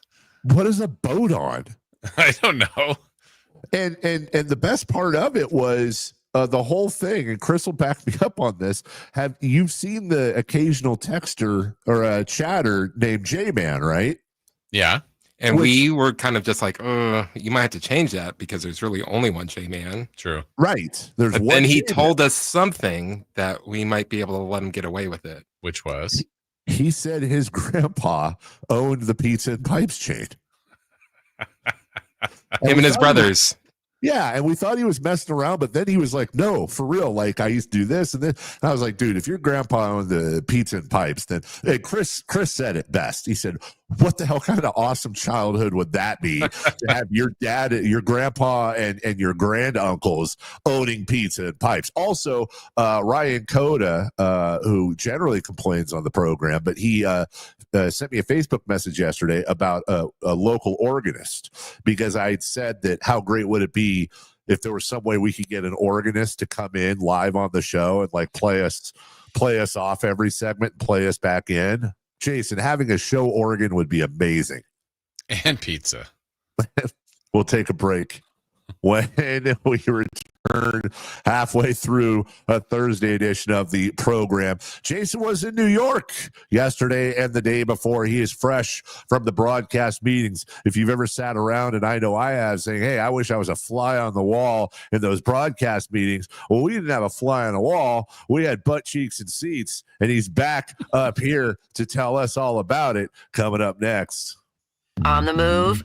Got somewhere to be? Take Sacramento Kings basketball with you. The Sacktown Sports app will let you stay connected to your passion. Never miss a moment of Sacramento Kings basketball with the Sacktown Sports app. This is the story of the one. As a safety manager at a manufacturing plant, he does everything he can to keep his coworkers safe. From finding ways to reduce risks to keeping safety supplies in stock. And for that, he relies on Grainger, Grainger offers a broad range of quality products in next-day delivery, so he can always play it safe. Call 1-800-GRAINGER, click Grainger.com, or just stop by. Grainger, for the ones who get it done. Go from daydreamer to industry leader with Amazon Business. From office supplies to IT essentials, Amazon Business provides tools that help you save costs and make insight-based decisions. Learn how to bring your visions to life at AmazonBusiness.com. Let's go! You still got it, but your immune system weakens as you age, making it harder to fight flu, pneumococcal pneumonia, RSV, and COVID-19. Ask your doctor or pharmacist which vaccines you need. Sponsored by Pfizer.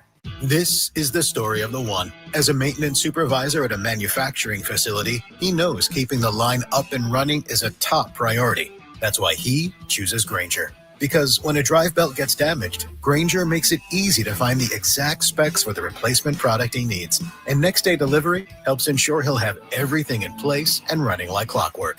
Call 1-800-GRAINGER, click Grainger.com, or just stop by. Grainger, for the ones who get it done. People are coming from all over to Sacramento Chrysler Dodge Jeep Ram, from Folsom, Elk Grove, Woodland, Roseville, because they've seen for themselves the huge selection and the best prices at SacSuperstore.com. Good luck finding a lower price anywhere else. And if you do, they'll match it. It's as simple as that. Sacramento Chrysler Dodge Jeep Ram, where a handshake still means something. Open until 10 o'clock and centrally located right across from Hagen Oaks Golf Course. And online at SacSuperstore.com. The guaranteed lowest price and the best selection of Dodge, Chrysler, Jeeps, and Rams. SacSuperstore.com.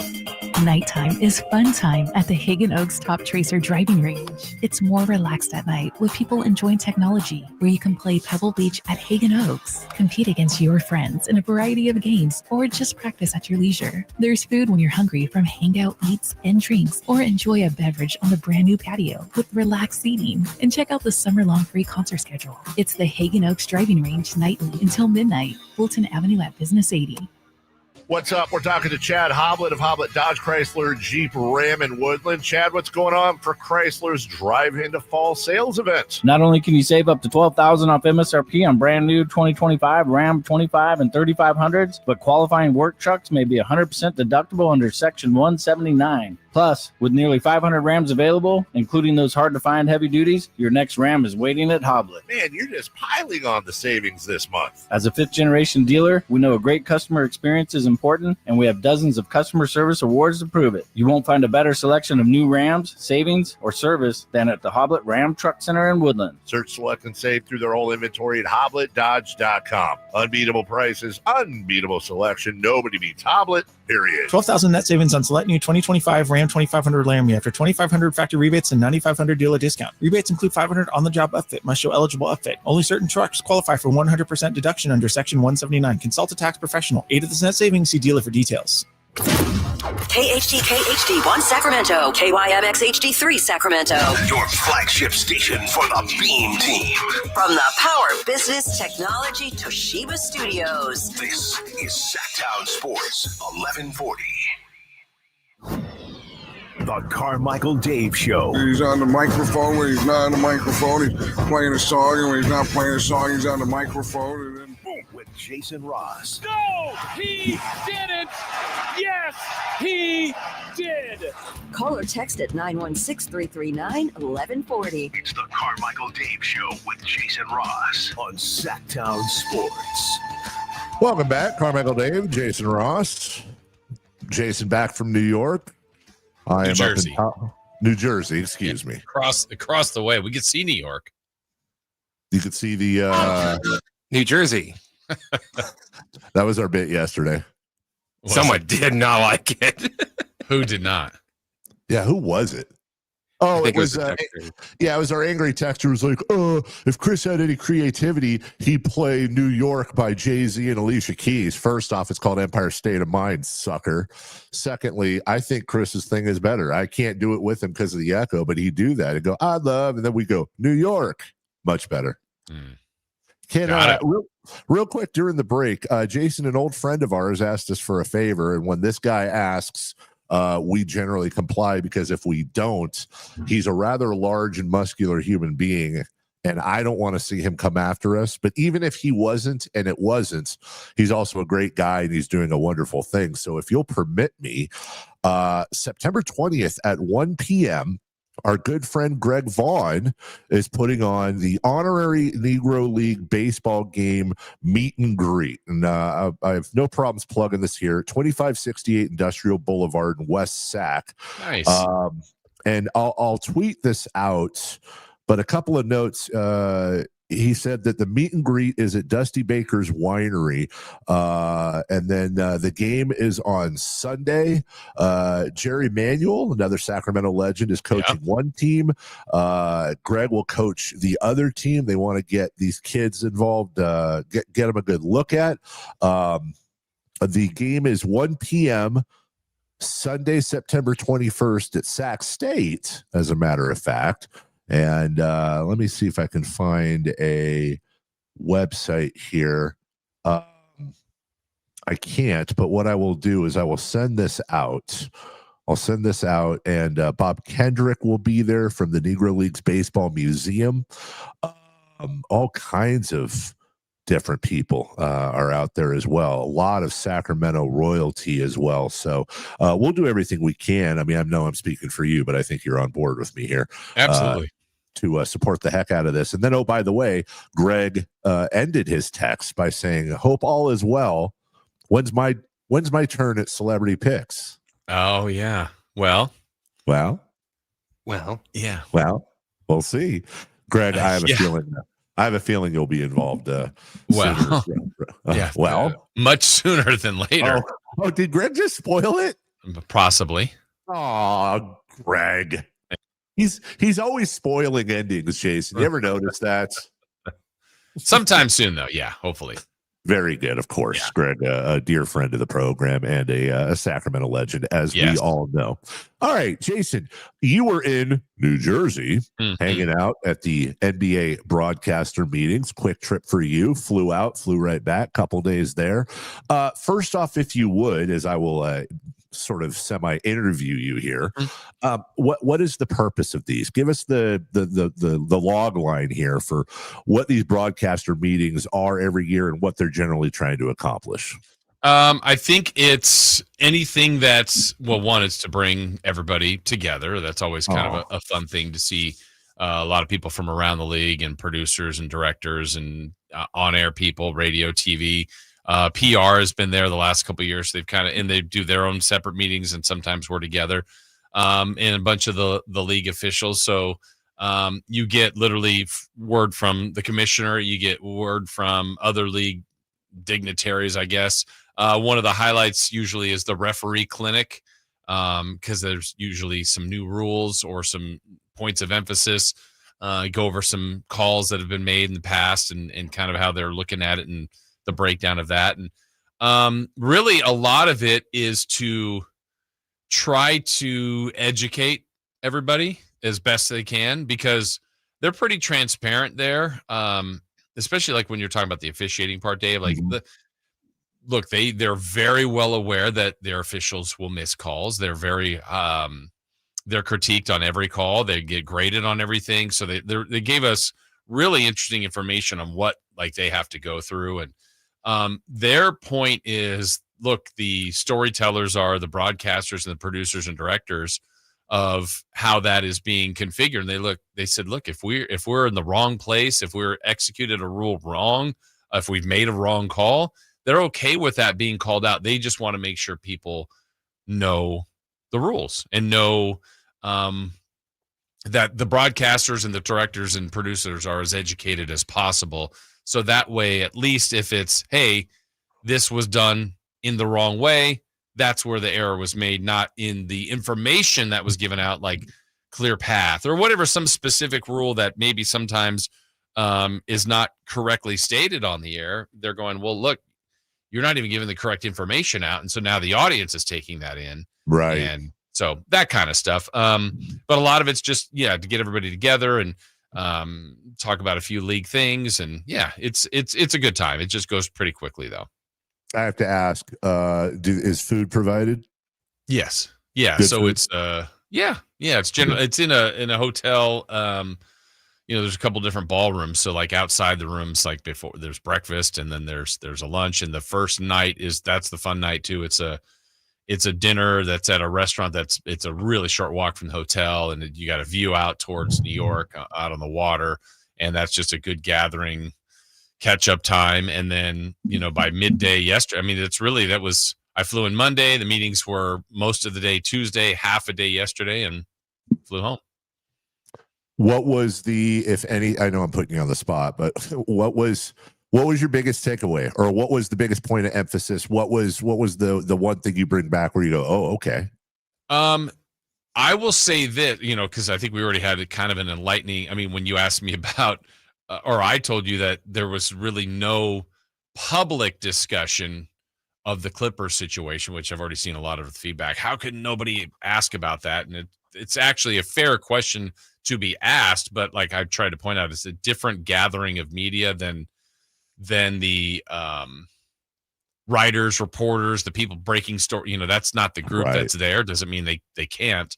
But your group is more presenting, correct? Yeah, I mean it's exactly. It's definitely more of, hey, listen to us. Not you can't ask questions, but this is what we're. There's slides and speakers and different things like that. But I would say like a workshop, basically. Yeah. And there's some breakouts where like we had a radio, just like the radio broadcast group that had a breakout. The TV, there's just different things that you have breakouts with. But my biggest takeaway, I would say, well, there's a couple things. One, I thought the most impactful thing I heard was Coach K was a guest speaker. Oh, wow. And he was phenomenal. I was sitting with Deuce and Morgan at the time, and Deuce like, I just committed to Duke.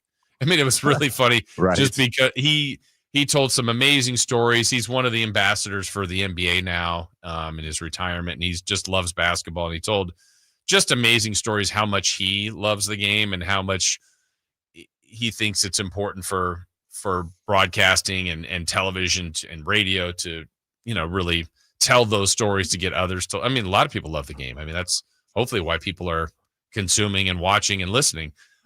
So he was great. He was phenomenal. But I think the biggest takeaway I had, Dave, would be the transition that the NBA is going through, and not on the floor per se, but it's how the product's going to be consumed. And it's going to be different in the fact that there's now Amazon, there's Peacock, it's moved to NBC, there's still ABC, ESPN, there's still regional sports networks, there's still radio. So it's everywhere, but I think there will be an adjustment. Look, I mean, for years it was on NBC, like, the theme song, and they played that. That's all back. But then it went to ABC, ESPN, and TNT, and that's different. And you get used to things. And so their data shows that a ton of people have switched to streaming, which I 100% agree with.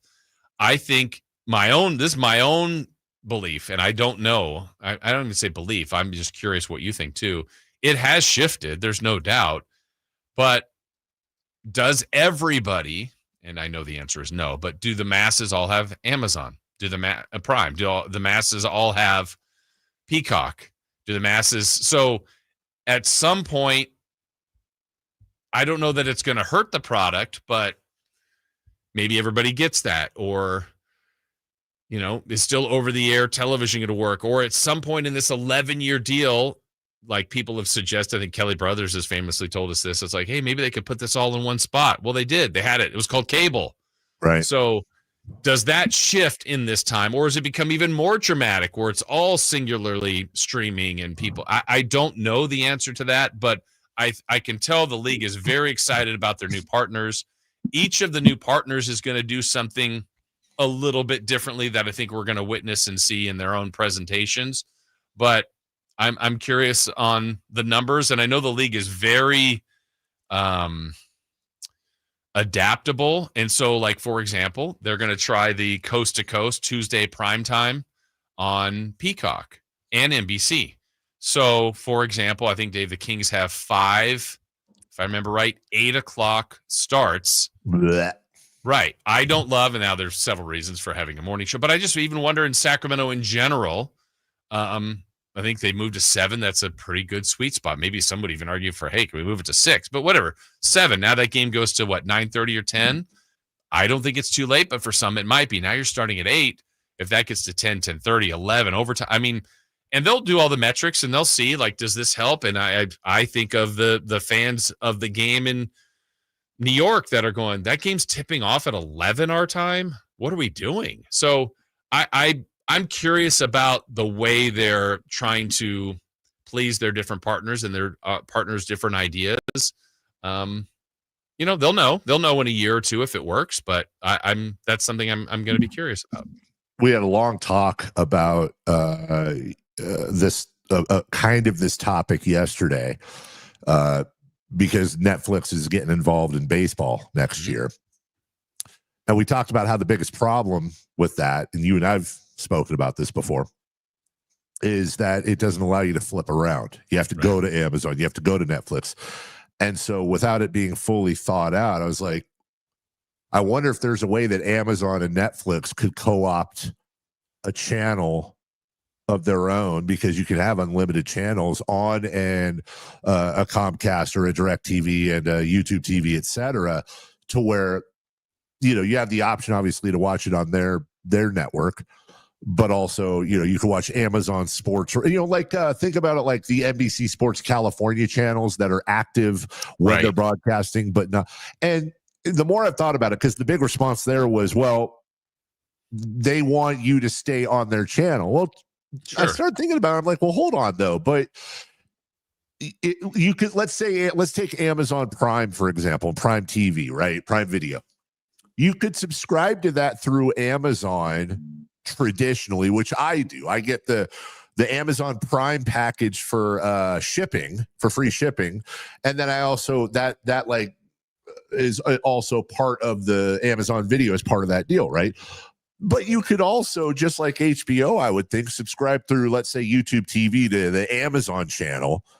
That gets you the same access. It's the same price. I mean, the money's all going into the same spot. Mm-hmm. And I don't know that, I don't even know if they're making the argument, like, for example, Netflix to advertisers saying, or Amazon to advertisers saying, well, the advantage with us is that nobody's going to flip around. They have to watch your commercials. I get that. But in the long run, I think if they were actually connected to traditional cable and streaming networks like that, they're going to get even more eyes and more views. And then guys like you and me, for example, we can take Thursday Night Football and we can do multi-view maybe, and we can split screen it with other things. We don't have to bring up a second screen.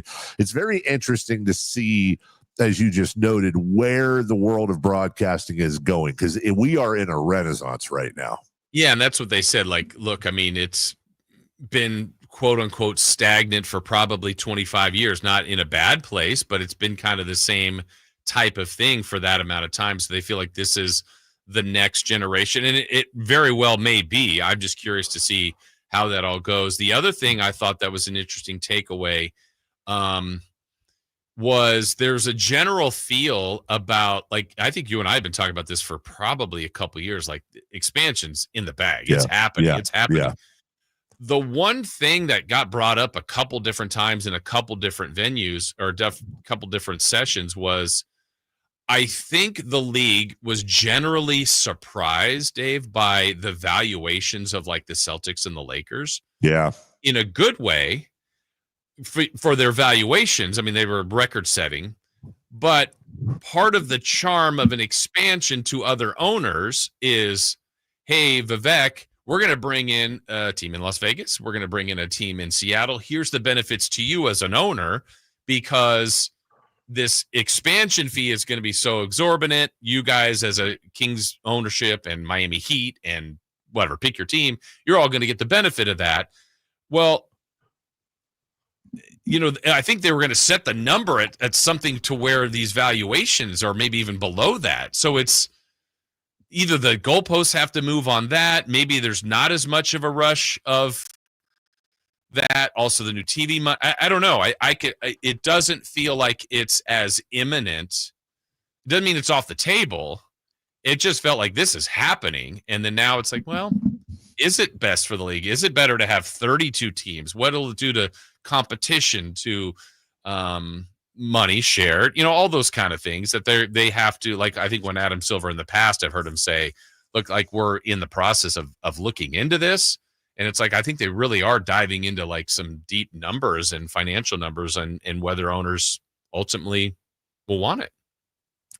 I will tell you, and I could be wrong here, but I will tell you, I 1,000,000,000% don't buy this. I think Adam is smart. I think the NBA is posturing. There is an incredibly logical solution to this. Okay. Which is,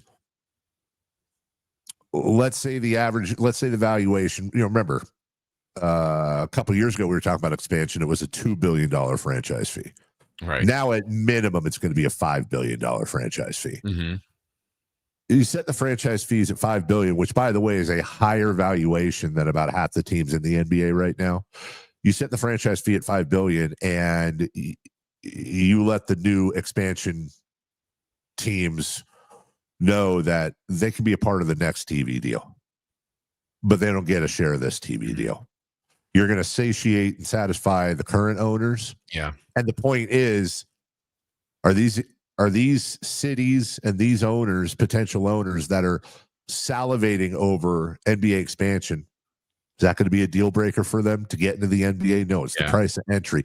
But I think Adam, what I do think is happening is, I think Adam Silver is posturing, saying, maybe we don't need expansion. Maybe we don't want. They do, but I think this is all business and negotiation with the owners.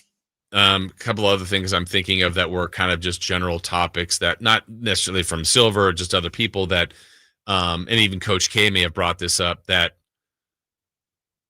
I know the NBA has talked about European basketball or incorporating that, but I think there's even more talk now about something that's its own separate league, not trying to have an NBA team, but then is there a way to incorporate this other league, which would be equivalent maybe to like the G League, but in Europe, so it's like an own NBA run league? You could see that happening because I think there's really some interesting competition now, because apparently they have a lot of European players are now just jumping into college because of NIL money. And so like that's becoming a whole nother thing. It's like, wait a minute, now you've got the business of college basketball, maybe potentially hurting either European basketball and or NBA. I don't know. So it's the amount of money now that, like, we're talking about the top level players that are going to the top colleges that are getting money, that it makes sense. Like, hey, I'm going to stay in college another year or leave Europe, because now I'm going to leave Europe because I'm a professional here, but I'm going to get paid in college and I can get some good money to go to Duke and to Kansas and Kentucky. So that little wrinkle, how long is that going to last? Is the NBA, this European league, going to compete with that? It's, everybody's chasing money, but I thought that was an interesting angle of where things are going. Funny that you mentioned that, because Front Office Sports reporting yesterday, reporting an hour ago, Barcelona, Real Madrid, Fenerbahce, all currently in the Euro League, are expected to join the NBA's new European League in 2028. Also, Manchester City and PSG, Paris Saint-Germain, they're both also expected to create basketball franchises. What I think is incredibly interesting about that is that the model over in Europe now, and has been for a while, is a lot of these franchises I'm mentioning, like Real Madrid, for example. You think about Real Madrid, you think about soccer. They're a soccer powerhouse, but you have the same conglomerate. It's very similar, I think, to like when the Kings then branched into the WNBA, and they still own the Monarchs, but that same sport. Imagine if the Sacramento Kings were a giant powerhouse and then they decided to buy up a baseball team or an NFL football team. You have these European sporting conglomerates that are just flush with so much cash. And you're also seeing, by the way, don't be mistaken either. This is also another way for the NBA now to get involved. And I think a lot of the start of this came out of things like Live Golf. Where am I going with this? Because now all of a sudden you have this pipeline where you're able to tap into that Saudi money which a lot of these soccer teams have now into their overall conglomerates. Now, all of a sudden, you're effectively bringing that Saudi money investment into Europe under the NBA umbrella, and it's just yet another way. I mean, you want to talk about a cash cow. This European thing is going to be massive for them. Plus, they have they have expansion, as we just talked about here, with an influx of $10 billion sitting there on the table right now. It's a really, really good time to be an NBA owner. Yeah, and I think the other thing they weren't celebrating. They've definitely highlighted it. They did this last year, and I knew they would again this year. The fact that they've had 7 different champions in 7 years, and no repeat finals appearances as far as matchups go. They like that, but they're also like, look, if we have another 4 years of Warriors we're not against that. It's just you see where it is. And I would say the other thing that I'd have to say that relates back to here, at a minimum, it's more than that. 5, maybe 7 people, because you have your name and your city or your team you're with, and a little badge, and people are like, oh, you're gonna get Kuminga? What's going on with Kuminga? What's the latest with Kuminga? I'm like, wow, Kuminga talk, and it was I don't know, palpable, whatever. People asked about it, and it was a topic out there and this wasn't in a session. It would be more like milling around and walking and talking to people and like, hey, what's the latest with that? And it's like, man. And I know you had Sam on yesterday, so I'd be curious. I did read his piece, but I thought it was interesting that, when you're Sacramento, you're not the worst team, you're not the best team, you're not really a topic of conversation out there. And we had a breakout into, there's about 8 of us in one little session of different people from around the league, different broadcasters, and kind of when you're talking about your teams. And that was a big topic about, what are the odds of getting Kuminga? Please tell me you responded to everybody by saying, I think we will actually. And here's the detail, like you're in the meetings. I gave him the show YouTube page and the show info and said, out 6 to 10 every weekday mornings. Well, we'll take a break, and thank you for the plug. That being said, probably the best part of Sam's interview was him plugging his son Landon's wrestling fundraiser at the end of the whole thing. And then I was so upset because Chris thought, because I turned that, Sam had texted me asking if it was okay to get a plug in. Of course it is. And then I asked him about local wrestling, and you saw Chris was like diving into TikTok or whatever as usual. And all of a sudden he perks up like a German Shepherd's ears. And then it's Sam talking about his son Landon's wrestling. The best part though, Jason, was not the plug on the air. It was about 10 minutes later, Sam in our chat leaving all the information for everybody on how to get involved. Well, hey, get involved, everybody. Sam Amick here. We'll take a break when we should get more of our sponsors to start doing that. Absolutely. In the chat. I think so. Get in there. Let's get our American Energy guys in there. Let's get the Garage Door folks in there. Let's get everything. Let's get all of our people in there, Jason. 4-down territory coming up next. It's week 3. We got a lot of injuries going on. Dolphins and Bills tonight, and much, much more coming up right after this. The Sacktown Sports 1140 newsletter right to your email. Get your latest on the Sacramento Kings, Athletics, and Republic FC with the Sacktown Sports 1140 newsletter. Visit SacktownSports.com to join.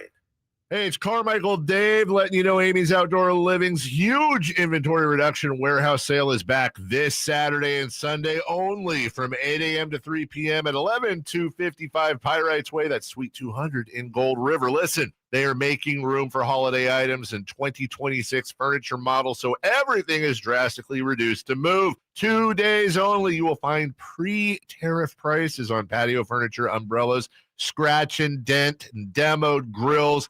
Plus, Traeger flat-top grills are priced to fly out the door. Uni pizza ovens, one of this year's hottest models, must go because they need the room. It's a sale you just can't miss, and it's just 2 days only, so bring your truck. Amy's Outdoor Living Inventory Reduction Warehouse Sale this Saturday, this Sunday only from 8 a.m. to 3 p.m. at 11255 Pyrites Way, Suite 200 in Gold River. Tell them Carmichael Dave sent you. For 25 award-winning years in Northern California, Ashton & Price is your local injury law firm. Pro attorney tip: if a firm presents as local but they're in LA, red flag. If your first consultation is not with a lawyer, big red flag. At Ashton & Price, your first consult is with a local attorney, and if serious injury prevents travel, a lawyer will come to you. Still not enough? George Washington's my uncle. At Ashton and Price, no red flags, just red, white, and blue. Remember, for the best advice, don't think twice. Call Ashton and Price. I'm Ken Korak with your Green and Gold Report, brought to you by Xfinity. Introducing the 5-year price guarantee. One internet price, 5 years guaranteed. Well, as we hit the home stretch in 2025, there seems little doubt that Nick Kurtz will become the American League Rookie of the Year, and even a chance that Kurtz and Jacob Wilson will finish 1-2, and also the chance that Wilson will become the A's first rookie ever to win the American League batting title. Welcome to Dugout Radio, the undisputed home of Boomtown Baseball. The Wi-Fi is booming with Xfinity, baby. Our next caller is Stacy, how do you stay locked in on every pitch and play? We stream it all live on Xfinity Internet with low lag, 99.99% network reliability, and speeds faster than a base runner beating the throw to home plate. I stream on my TV, tablets, even my smart fridge. Smart fridge? With all those games, we gotta refuel. Stream live baseball with Wi-Fi built for the biggest moments. Xfinity. Restrictions apply. Actual speeds vary, not guaranteed. Mike Rowe here with another random fact. Those cracks on your walls aren't just cosmetic. They could mean your home is sinking. Whether it's drywall cracks, exterior cracks, or sticking doors or windows, do yourself a favor. Call Groundworks. I spent some time working with these guys, and they're the real deal. Their people are trained and certified to stabilize your foundation. Groundworks, official foundation repair company of Cal Athletics. Licensed in all states where work is performed. See website for details. No big deal, but you've been earning Kohl's Cash for 20 years. That's 2 decades of checkout wins. To celebrate, enter our month-long sweepstakes for a chance to win $200 in Kohl's Cash. Plus, save on fall faves during the Customer Appreciation event now. Yep, 2 decades of Kohl's Cash is a big deal. Shop Kohl's and brag accordingly. Coupon ends September 21st. Select styles. Some exclusions apply. Sweepstakes ends September 30th, 2025. No purchase necessary. 20 winners per day. Limit 1 prize per person for entire sweepstakes. See Kohls.com for official rules and details. With Progressive's Name Your Price tool, you get coverage options based on how much you want to pay for car insurance. And then you decide how to spend the rest of your money because you're in charge. Today, you're going to pay down your credit card bill. But you decide when you'll pay it. Before the due date, so those interest charges don't get you. But you decide if you pay it in full. But you definitely should, because again, interest charges. With Progressive's Name Your Price tool, we'll help you find coverage at a fair price. And then you're in charge. Progressive Casualty Insurance Company and affiliates. Not available in all states. Price and coverage match limited by state law.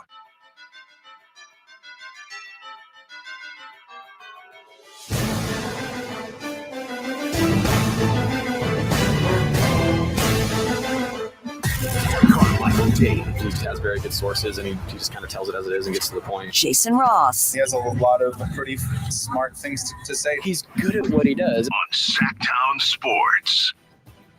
Jason, I am missing you up here for a very specific reason. I don't know if you got the pictures I sent you guys, but I saw. If you did, you saw what was in the backyard? Of course I did. There's a cornhole set up. For those of you who don't know, Jason and I once at spring training, we rented a Airbnb that had a cornhole set up in the backyard. They made a movie about it. The greatest game ever played. The greatest cornhole comeback ever, because I'd say the first 4 or 5, I don't know, 2, 3, 4, 5 matches, I just annihilated Jason. Like, it wasn't even close. It was almost like one of those, like, should we keep playing? Jason's a great sorry sport. for me. But then Jason, like, heard the Rocky music or something, and he dialed his arm in, and next thing you know, boom, come back. He was beating me. I was beating him. I think we probably played 270 consecutive cornhole games. Yeah. We both had to have Tommy John surgery the next week. But I think we tied. I think we did. It was incredibly worth it. Epic battle. Welcome back. 4 down territory time. First down. It's week 3, and we already have Burrow, Purdy, Fields, and McCarthy missing games at the most important position. How bad of a look is this for How bad of a look is this for football? I don't know. I'm torn here. No pun intended, because I mean, it sucks. It is the most important position in sports, and you have all these quarterbacks going down, obviously Burrow and Purdy are the big ones, but also it's like I don't. What do you do to stop it? I mean, you've got two of them out with turf toe. I get that Justin Fields has a concussion. I mean, that's a thing. And then what's McCarthy, like a sprained ankle? Which, by the way, I don't know that I'm entirely buying that. I think that might be a sprained confidence, and they're just giving him. I thought he was the darling. He was, and then they went, 7 out of 8 quarters, you sucked. I don't know. I don't know what you can do about turf toe.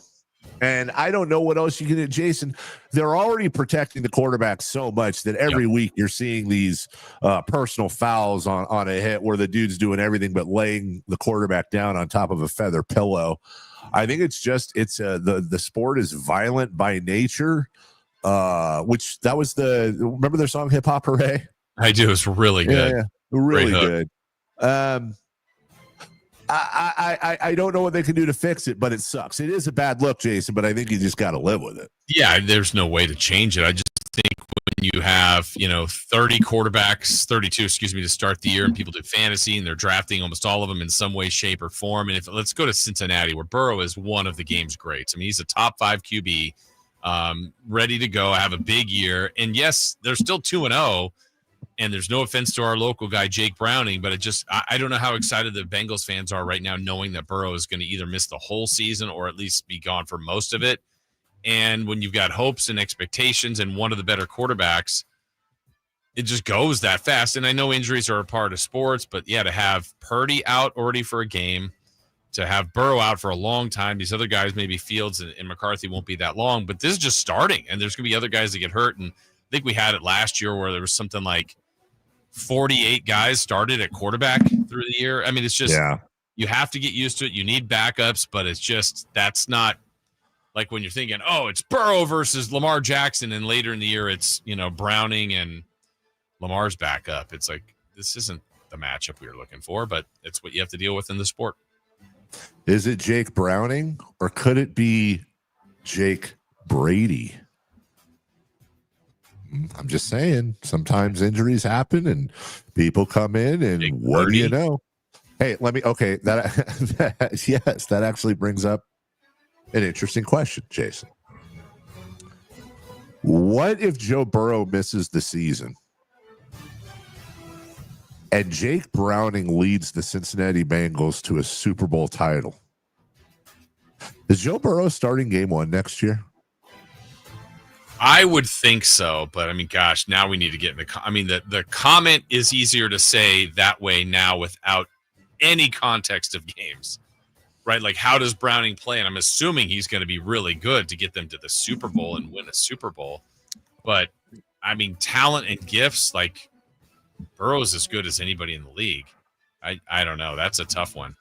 What if Browning, let's say Browning puts up Purdy numbers, not Manning numbers, not Marino numbers. He puts up Purdy numbers. They're good.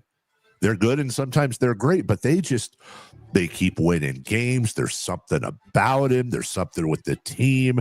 I mean, look, Joe Burrow is not Drew Bledsoe. People forget Drew Bledsoe was a good NFL quarterback when he got hurt. Absolutely. Excuse me. I think Joe Burrow is easily better than Drew Bledsoe was, but my God, I don't know how you go back.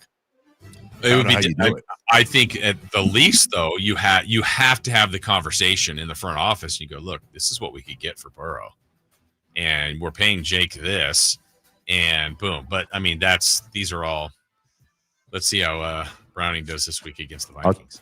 I'll tell you this: I think Burrow would be 100% gone. I think they trade him for some stud. And now all of a sudden they go from what is Burrow making, $50 million to Jake Browning's, $20 an hour. Yeah, I don't know, but you get that other great player or players. Yeah. Second down. Is there a better chance that the 2-0 Colts are legit, or are they just last year's 2-0 Saints? I don't think they're last year's 2-0 Saints. I don't. I think I think there's a lot of talent, especially offensively on that team. I think Shane Steichen's a great coach. I think he's a hell of a coordinator. I think it is not silly to think that Daniel Jones is being reborn. In fact, we talked yesterday about guys like Saquon Barkley, Daniel Jones. I forget the guy's name, but he's currently leading the NFL in interceptions, all being ex-New York Giants. We've seen this before. I don't think Daniel Jones is going to be the MVP, but I think the Colts are going to be in the mix. Do they win this? Do they win the division? Probably not, but they're going to be in the mix. Okay, so that's different than, I don't know that they fall off a cliff like the Saints did. Yeah, they were 2-0, and Carr had the best offense going. Like, they were the talk of the league through 2 games, and then they just, it was cliff. Here they go, right. Saints over the cliff. Now, they did beat the Dolphins. Not that impressed by that, but I am impressed by the home win against the Broncos. That was nice. They got a few breaks late, but doesn't matter. You take advantage of that. If I had to pick, I think there will be more of a drop-off here, but I don't think it's the collapse that we saw from the Saints. So I expect a little bit of a drop-off. Third down. Dolphins at Bills tonight in Thursday Night Football. Not who you got, but will the Bills cover the 11.5? I sure hope so, for my friend's sake, because his son said absolutely get on that, and he did. Now, look, the Bills are missing a couple of key defensive players, including Ed Oliver, but I think Mike McDaniel lost I think he's lost the locker room. I think he gets fired after this game. I think the Dolphins are in trouble. I think 11.5 is an incredibly low line for this game. You've seen it before. Maybe I'm wrong. Maybe the Dolphins sack up and do something, but I don't think so.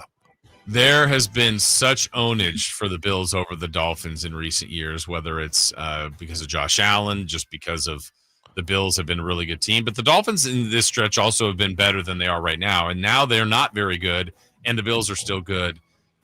It seems like, if it was 31-17, I'd be like, the Dolphins played them okay. Well, they still cover. So 2-score win doesn't seem out of the realm of possibility at all to me. I would say, if I'm picking, got that $250,000 briefcase that we still don't know where it went. But anyway, Dave, I would put that on the Bills. Yeah. Fourth down. If the Chargers beat the Broncos on Sunday, they would be 3-0 with wins over the Chiefs, Raiders, and Broncos. Would the AFC West be over already? Oof. Yeah, I think so. Barring an injury, yeah, I think so. I think the Chargers are really good, dude. I think they're really good, and they're in prime Harbaugh right now. He hasn't gotten old and stale yet. I think the Chargers are really good, top to bottom, dude. Top to bottom, they are a hell of a team. Watching them on Monday night, their defense was stifling. That defense was great, and Herbert's just getting more and more comfortable. That's been the guy that he's top 10 talent, maybe top 5 talent almost, but he has to start winning bigger and better games, and they're not there yet. You can win regular season games, you got to win some playoff games, but you got to get there first. They've got the make of a team that's also looking like they're building their confidence. That win in Brazil over the Chiefs was really big for them, and the way they did it. And so to get 3 division wins already, and you would give Denver their second loss. You'd have the advantage on all 3 teams. I don't know that it's over. It feels way too early, but that's commanding lead. There couldn't be anybody that have a better start than that if they win. We'll take a break. When we come back, what's hot, what's not. We'll go streaking, and I'll tell you what NFL news is going to make so many middle-aged dads ecstatic. I'll tell you what it is next. The Drive Guys. I think I have that right, Jay. Yeah, boy, I see you over there crooning. R&B album coming soon, huh? Mr. Gleason. I have too much respect for the genre. Dub G. Tarnish it with my own efforts. No, man. You play a part in it. Yeah. You can listen to The Drive Guys Monday through Friday from 2 p.m. to 6 p.m. on 1140 a.m., YouTube, and the Sacktown Sports app. Thunder, feel the thunder. It's the energy all around you. Lightning and the thunder. The thrill of the moments to come. The flash of lights. The rush of pure exhilaration. Thunder. The roar of the crowd. See it, hear it, feel it. Thunder, feel the thunder. Lightning and the thunder. Thunder Valley Casino Resort. Feel the thunder. I'm tired of being broken. I'm sick of feeling hopeless. Way down here at my lowest. At the end of my road. At the end of my road. So what do I do? So what do I do? Hey, this is Jelly Roll. This National Recovery Month, start your recovery journey. Choose a proven addiction treatment option that's right for you at ChooseChangeCA.org. The Sacktown Sports 49ers Report is brought to you by Kia of Vacaville, located beside the Vacaville outlets. On Sunday, it was no Purdy, no problem for the Niners as they win their second straight week on the road against a division opponent, 26-21 in New Orleans. Mac Jones went 26 for 39 for 279 yards and threw for 3 touchdowns. And Christian McCaffrey had 107 yards from scrimmage and a touchdown. Next up, it's the home opener for the Niners versus Arizona. You can catch the game this Sunday beginning at noon right here on Sacktown Sports 1140. Football season is here at Kia of Vacaville. You can score big in a new 2025 Kia Niro LX with up to 53 MPG combined at Kia of Vacaville. Perfect for road trips, tailgates, and cruising to Levi Stadium in style and comfort. But don't wait. Inventory is limited at Kia of Vacaville, and these deals won't last long. Visit KiaVacaville.com or stop by right next to the Vacaville outlets for friendly service, easy shopping, and unbeatable value. All in one stop. Kia of Vacaville, where the adventure begins. Hey, sports fans, finally a horror film with a football twist. Check out Him, the IMAX experience, playing this week at the Esquire IMAX Theater in downtown Sacramento. In this game, violence is rewarded, so learn to enjoy it. Greatness demands sacrifice. The next great quarterback descends into a world of terror and trains into something darker. The best theater to experience Him is on the Esquire IMAX Theater 6-story screen. Grab your reserved seats today at IMAX.com/Sacramento. Let's go! You're still glowing, flirting, grooving. You still got it. But your immune system weakens as you age, making it harder to fight flu, pneumococcal pneumonia, RSV, and COVID-19. Vaccines are a key part of any health routine and help strengthen your immune response. Ask your doctor or pharmacist which vaccines you need. Schedule in minutes at vaxassist.com. Sponsored by Pfizer.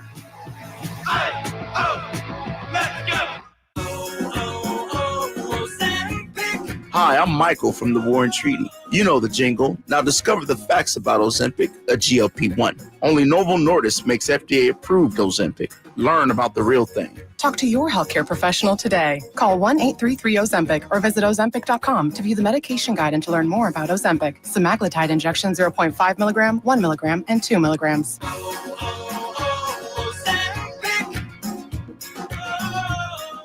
Carmichael Dave here for my friends at American Energy Heating and Air. Yes, I always tell you they are a family-owned operation, been in business since 81, A-plus Better Business Bureau, but it is hot. We are in those Sacramento hot months. I want to focus on them being your second opinion partner. What does that mean? Maybe you've got somebody you're working with or you've worked with in the past in the HVAC world. Guess what? They want to give you a second opinion. How much does it cost? Nothing.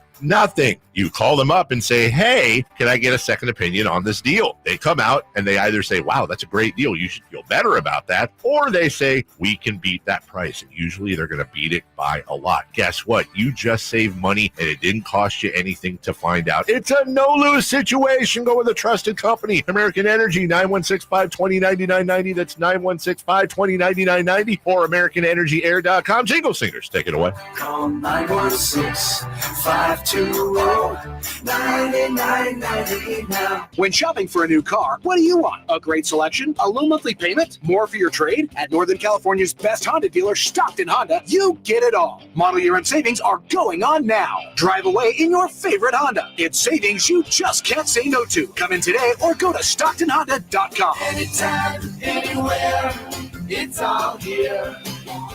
StocktonHonda.com.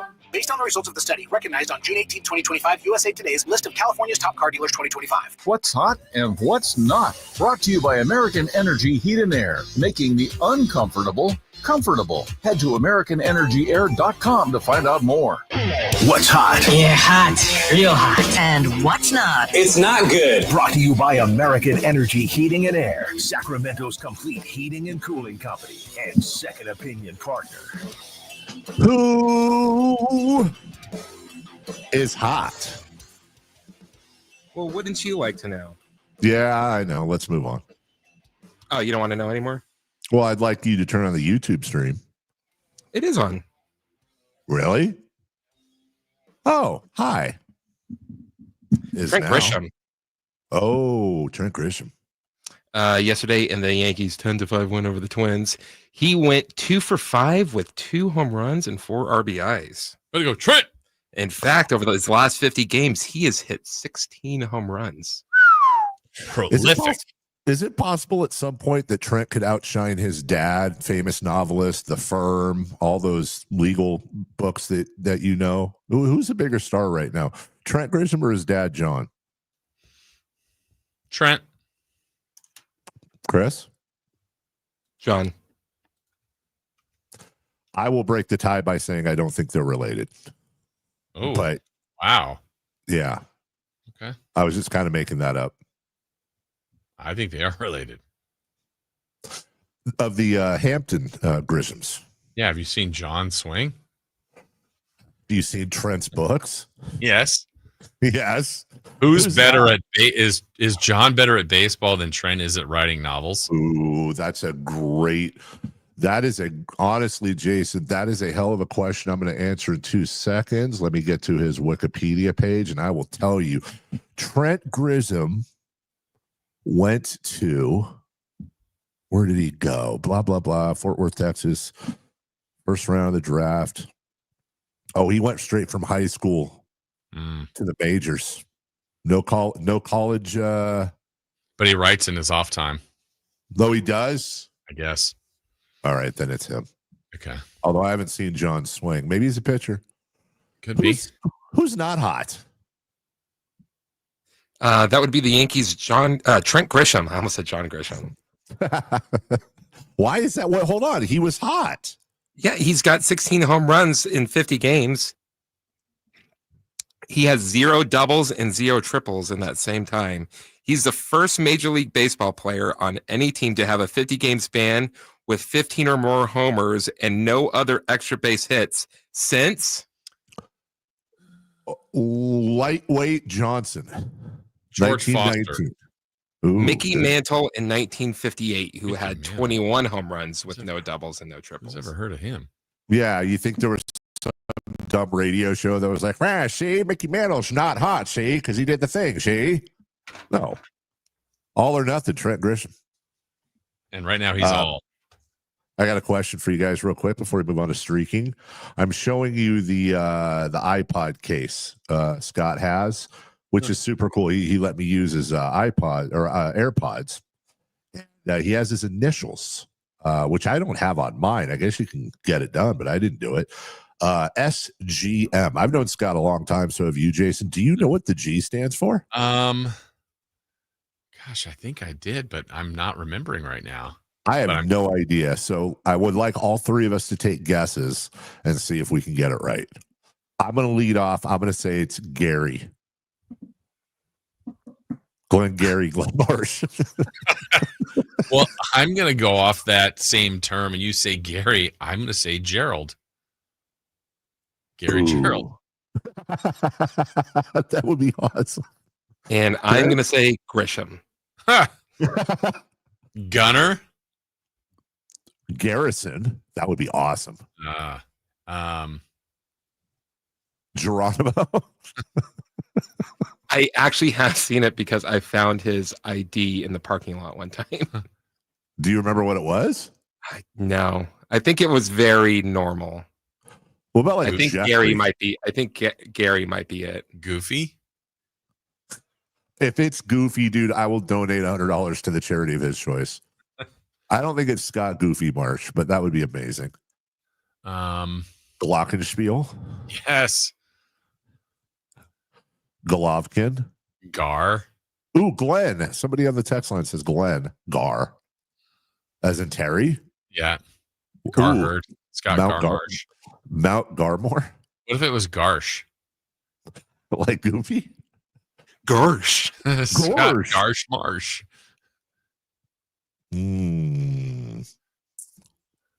from the 408. I feel like you'll appreciate this, guys. You can also talk to your audio engineer about this. You know why the 1920s gangster voice thing happened? It had to do with the microphones that were being used at that point, and it didn't pick up anything other than high-end sounds for the most part. Ah. Interesting. Okay. Gunther. Gilgis? Oh, Scott Gilgis Alexander Marsh. Let's go streaking, please. We don't know the answer? It's time to go streaking. We're going streaking! Who is the Nostradamus of MLB? Who can keep the streak going? It's time to go streaking. What the hell are you doing? I noticed on here the G. So my dad's name. It's your dad's name. Guys, we have an answer from Scotty the Body Marsh. You know what the G stands for? And I don't want the AirPods back ever again. Yeah, that's very true. I will have to clean them. How do we not guess this? What? The game of golf. Golf. Wait, hold on. Now I forgot. Sorry. What was the G for golf? It's Gerald. Gerald. Was that your guess, Jason? Yeah, because you said Gary and I said Gerald. That's right. Oh, that's right. I said Gary and Jason said Gerald. That's awesome. Yeah. Gerald. I thought so. Maybe Jerry for short. I don't know. Hey, if your name's Gerald and you go by Jerry, do you have to spell it with a G? What if it's Geraldo? Nobody guessed Scott Geraldo Marsh. That would have been amazing. If you guessed Gerald, congratulations, everybody. You, like Jason, are today's winner. And as a reward, we will give you 1 hour and 7 minutes left of a program, including streaking. Yes, and speaking of rewards, Dave, in the next hour, we are going to give one lucky listener an opportunity for our Mountain Mike's weekly giveaway. How about that? Let's go. Let's go. Maybe it was Scott Go Marsh, Geaux. The Cajun in him? Yes. Go get there and get the ball there. Guys, Matt George's middle name is not Smeagol. All right, let's see how we're doing. I know you like Harry Potter. Dave, you're at 3. Yeah, you dang right. I'm at 2, and Chris is at 0. Dave at 3, trying to get to 4. You took Bobby Witt Jr. yesterday. Bobby Witt Jr. got it 5 times. He got 2 hits and an RBI. Way to go. Whoa. Dave is at 4. Go. I took Kyle Schwarber. He and the Phillies only got 3 hits yesterday. He got up 4 times. He got 0 hits. Ooh, you suck. Sorry, it's over. It's over now. It's over. The streak is over. It's over, ladies and gentlemen. It was great. And then Chris keeps taking Jackson Holiday. He wasn't going to let him down yesterday, though. He got up 5 times, and he got let's see, Chris. How do you do? 2 in a row? Wow. Second straight time. Chris, are you going for a 3 for Jackson Holiday screwing you? Oh. Pause. Hello. 3 for madness. Is he playing today? Let's check. Yeah, it's Thursday. Everybody plays on Thursday. The Orioles are playing. Yeah, they're playing the Yankees. Well, he's not going to go 0 for 15, so I'm going to take Jackson Holiday. Okay. Let me ask you this, Chris. Will you commit right now with about a week left in the season to take Jackson Holiday every day until he gets you a hit? Sure. Oh, let's go. Okay. Also, whoever's guessing that Scott's middle name was Gandalf, you're not even trying. I know you like Harry Potter. What's your pick today, Dave? I would like to take Rafael Devers. Okay. What? I was trying to see if they were playing. They are. Oh, yeah. They start their 4-game the Dodgers. matchup with the Dodgers. And I'm going to take for the first time this year. I don't even know who this is, but he's on the Marlins, and they play the Rockies. I'm taking Otto Lopez. O-T-T-O Lopez. That is O-T-T-T-O Lopez. Is that the first time Otto Lopez has been taken this year? I believe so. That's literally the first time I've ever heard of Otto Lopez. That is random. Good for you. Yeah, he's going to get me a hit. Let's hope so. Let's see what happens with Chris. We'll take a break.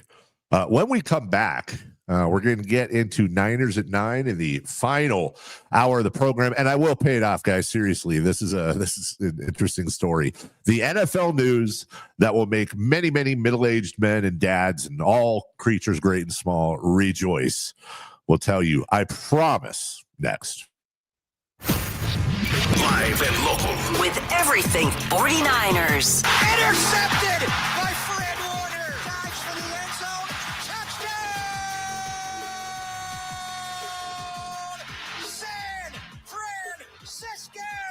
Lob ball. George went up and caught the ball. Touchdown! The 49ers play on Sacktown Sports 1140. This is the story of the one.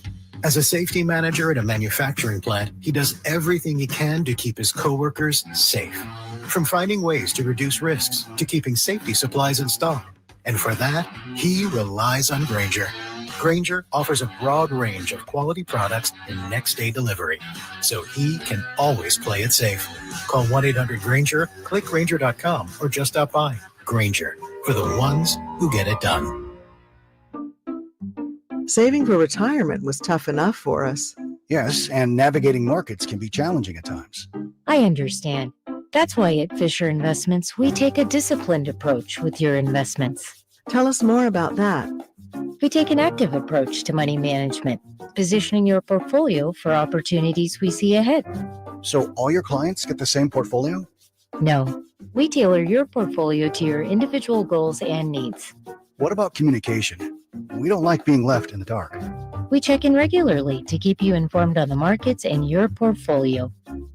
Which means you'll help us stay on track. Yes, our goal is your comfortable retirement. And as a fiduciary, we always put your interests first, because we do better when you do better.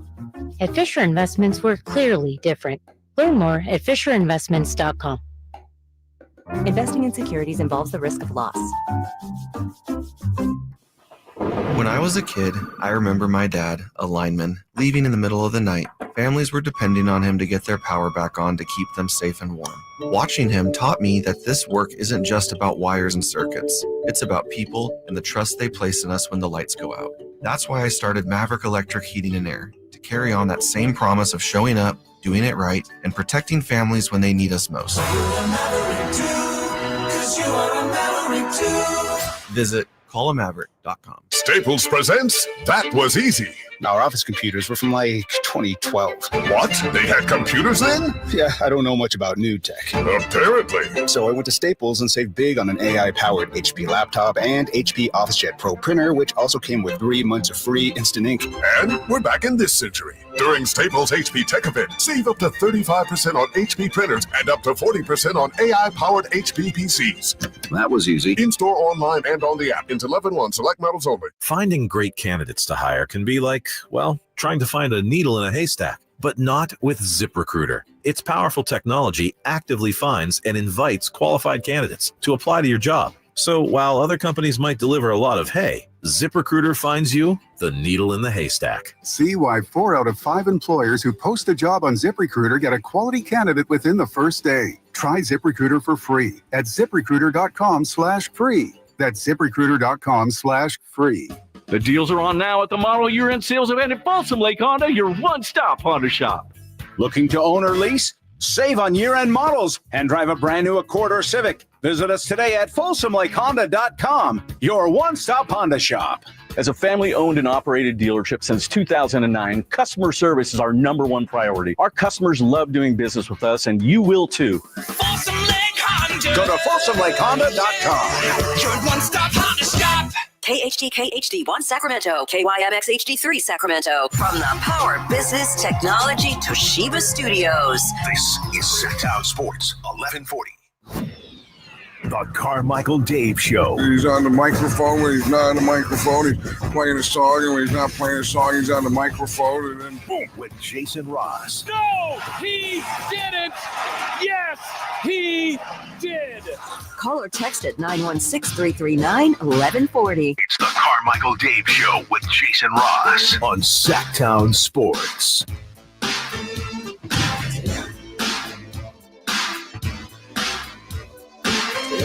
Yep. Bobby, what do we do? Carmichael Dave, Jason Ross, final hour of the program on a Thursday. Jason in studio. I'm in Lake Tahoe. Jason, if we're going to play from the normal tees, I thought it was a scramble. I may be wrong. I may have to play my own ball today. If I play my own ball, I will play it straight. Over under at Edgewood. Of course, I've never played. 105. Under. Think so? Mm-hmm. Oof. You're going to have to make a quick adjustment, and I don't want to have you have a different thoughts in your head, but like there's a few clubs, there's a couple of club like differences sometimes with the altitude. That's what I've heard, and I went to the range. I went to Hagen on Monday and bought one of them $30 bucket of balls that's just like you get halfway through and you're like, really? Like I was dripping sweat at the end. Yeah. And I was at one point I was hitting my driver.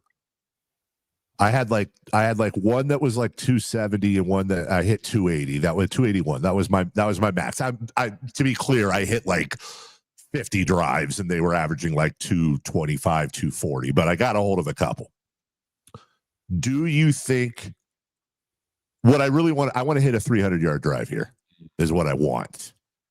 So you think that's in the ballpark? If I get a hold of one that would be 270 to 280 in Sacramento, is that in the neighborhood? I would imagine a 300 up here. I'm guessing, but I noticed it more with my irons, but doesn't mean it wouldn't have an impact on the drive. I mean, it's got to have the same impact. But I'm thinking, because a lot of times your driver, you just swing away generally, right? Yeah. The other hole is like, hey, I'm normally 140 out. This is the club I use, and that normal club you use would be a little different today. I think we'll see, but that was my history of it. That's actually good advice. So would you suggest like if it's a shot I'd normally hit my 7, hit my 8, is it about a club?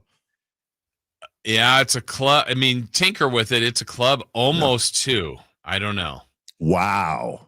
I don't know. I could be. I mean, I'm trying to remember. I think I played it twice, and I definitely remember it being a difference. I definitely do. So, I mean, that's what stood out to me. And then the last 3 holes are just 16, 17, 18 I love. The NFL has announced that they are entering into a multi-year deal with Crocs. You will now be able to buy Crocs with your favorite team's logo on it. I'm actually staring right now, Jason, at a pair of San Francisco 49er Crocs, or they call it the Classic Clog. Would you guys like to take a price at what a pair of San Francisco 49er Crocs will cost? I think there should be only one acceptable price for this. I would label them at $49.49. That's actually an incredibly good point. Chris Verlod? $60. Not including shipping, the price of a San Francisco 49er, Buffalo Bill, Green Bay Packer, whatever pair of Crocs is $79.99. Okay, I've never worn Crocs. I'm not anti-Crocs. I just never worn them. Are they? Same. Oh, well, then you don't know. Great. Well, I have a pair of shoes that are really close to Crocs. They're actually shoes designed to be able to walk around in the ocean. I got them after I got stung by that jellyfish, and they have like the holes, like those old plastic footballs with the holes all over them, and they like make that Nerf? sound. I'm not Nerf, like wiffle. Yeah, exactly. They're like wiffle footballs. Yeah. It's kind of like that design. I don't know. They're weird. Of course, here's the thing. I'll never own a pair of these Crocs because They're size 12s. That's the highest it goes. Not even 13, 14. Size 12? Why would that be the highest it goes? I don't know, but it's stupid. Like, what? I understand that's, how hard is it to just make a couple in size 14s and 15s and stuff? Right. You're going to sell them. Sure. You would think. Right. Want to please your customers. Yeah. Yeah. Steelers one, 12. Oh, never mind. That was for women. Okay. Well, why don't they make larger sizes for women too?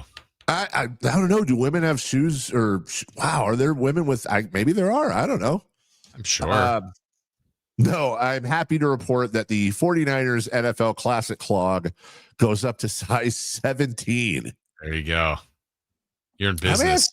I may have to get a pair, Jason, just to, for $70. No, I'm not going to get a pair. That's ridiculous, dude. Just buy another set of headphones. They should. Too soon. They should send us a pair, Jason. Just one pair that we have to share. Mr. Croc. Yeah. Somebody get Fred Croc on the phone. Ray Croc. Nice. Ooh, Mount Crockmore. Pot. Damn it. Country. The butter. The margarine. Bunch of S word. That's a bunch of Croc. A Dial Dundee. Damn it. Oh, me Amadeus. No. No? What?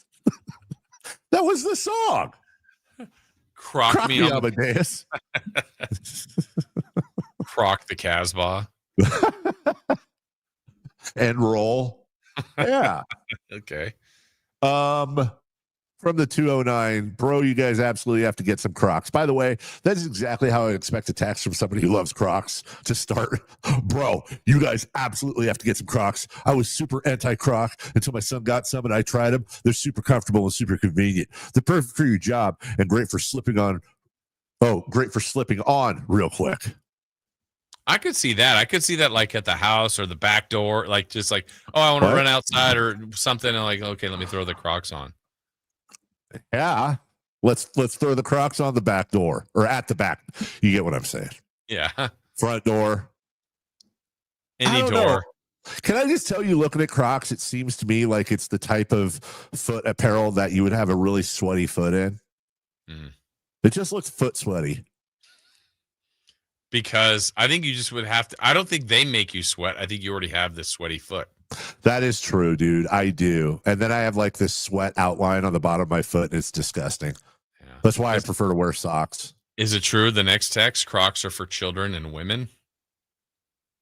That's from the angry texter. Oh, yeah. They'll never wear Crocs. Well, you know what? The slides? I love slides. I got all kinds of slides, dude.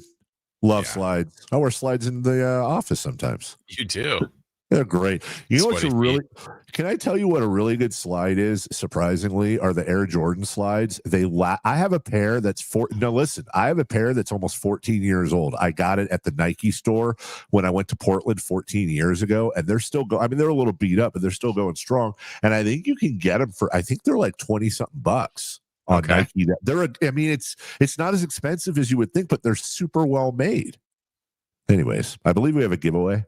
We do. Are you ready for this? Yeah, sorry, ADD just hit me real quick. Yeah, it's our Mountain Mike's weekly giveaway as we are partnering up with Mountain Mike's, and they want to feed you on game day, Dave. We know that, so you obviously listen to this show each week from 9 a.m. in the 9 a.m. hour, normally on Wednesdays. We're doing it today, but it'll normally be Wednesdays. You'll get to hear the 49ers highlight and guess the player that made the play. We've got the highlight coming your way, and the first caller to give the correct answer wins a $50 gift card from Mountain Mike's. You can visit mountainmikespizza.com to order your game day meal pizza the way it ought to be. So, Chris, let's play the highlight. Jennings peels for right side. Left side, Bourne. McCaffrey in the slot. Empty backfield.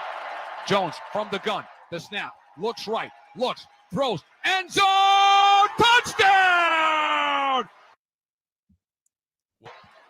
the end zone, right side, perfect pass by Mac Jones, just floated it in there, and cue the Mark song. It's a return of the Mac, baby. I was so scared that he was going to play that and the name was absolutely going to come out. Yeah, there might have been a hint at the end. But that's all right. You can still get it. 916-339-1140 or 1-800-920-1140. Identify the player that caught that pass, that touchdown.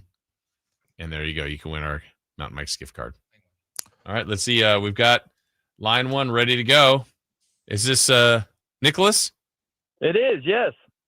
Who's your guess on who that was in the highlight? McCaffrey catching in the back of the end zone. Christian McCaffrey. Yes, sir. Jennings fields for right side. Left side, Bourne. McCaffrey in the slot. Empty backfield. Jones from the gun. The snap. Looks right. Looks. Throws. End zone. Touchdown! Christian McCaffrey. There you go. Nice job, Nicholas. You there? Yep, I'm here. All right, good. Congratulations. You won the gift card to Mountain Mike's. Enjoy it on your game day. Thank you so much for listening. We appreciate you, Nicholas. Hang tight. Excellent. Appreciate you guys. Thank you. There you go, Dave. It's that simple. You know what we forgot? Art Museum. Oh, yes. That's good. For Mount Crockmore. Yeah, Mount Crockmore. I want to get to the Niners, but I don't know where else to put this, Jason. As the morning has rolled on, we talked about Pablo Torre's new finding today that he has released. That Steve Ballmer, 2 weeks before Kawhi Leonard's first no-show payment, the Clippers made a $21 million payment to Aspiration in a deal that was signed off by the Clippers CFO. There's more now from people that know things that is coming out, including, according to court documents obtained by Pablo, the co-founder of Aspiration, when asked under oath about Steve Ballmer's deals into Aspiration, pled the fifth. Okay. Ooh. That's weird, but okay. But Jason, I'm telling you right now, this is the biggest smoking gun of this entire thing so far. So that payment to Aspiration, that investment, came 2 weeks prior to the Kawhi Leonard situation. We talked about this before. Remember when we were talking about how Steve Ballmer initially actually paid a premium? He actually paid like $1 or $2 more per share, and that's just unheard of in the business world. Well, now people are starting to do the math and saying, you know what else adds up with this very specific share dilution thing going on? I'm not trying to get too nerdy. The NBA has something called a 5% rule. Okay, it's a fairly obscure rule, and it kind of covers a couple of things as I understand it. Number one, no foreign entity or investment for whatever. They can't own more than 5% of an NBA club. Secondly, NBA owners can own no more than 5% equity in companies that do deals with active roster members. You want to take a guess as to the neighborhood. Remember, by paying more than the going rate for a share of Aspiration, it dilutes Steve Ballmer's ownership in Aspiration to under 5%, therefore not breaking the rule and not triggering an NBA investigation. Wow. And the best part is, Chris, you remember yesterday we were talking about Pablo and Mark Cuban and how Mark Cuban's not coming off that great defending Steve Ballmer? Yes. Pablo said today that this part of his investigation, it's literally verbatim exactly where Mark Cuban told him to look. In other words, in their conversations, Mark said, if you were going to do something like this, this is how you would do it. That's where you should be checking. And Pablo said, thank you very much. Went and checked down that rabbit hole. And lo and behold, payment 2 weeks prior, 5% rule. inflated share price. Steve Ballmer is so screwed. How screwed is he? Not only are they going to void Kawhi's contract, which they don't care about, not only are they going to fine him an astronomical amount of money, not only are they going to suspend Steve Ballmer for at least a year, not only are they going to strip them of a ton of future draft picks, but you know what I think might be on the table, Jason Ross? What's that? You want to take a guess as to where this year's NBA All-Star game is being held?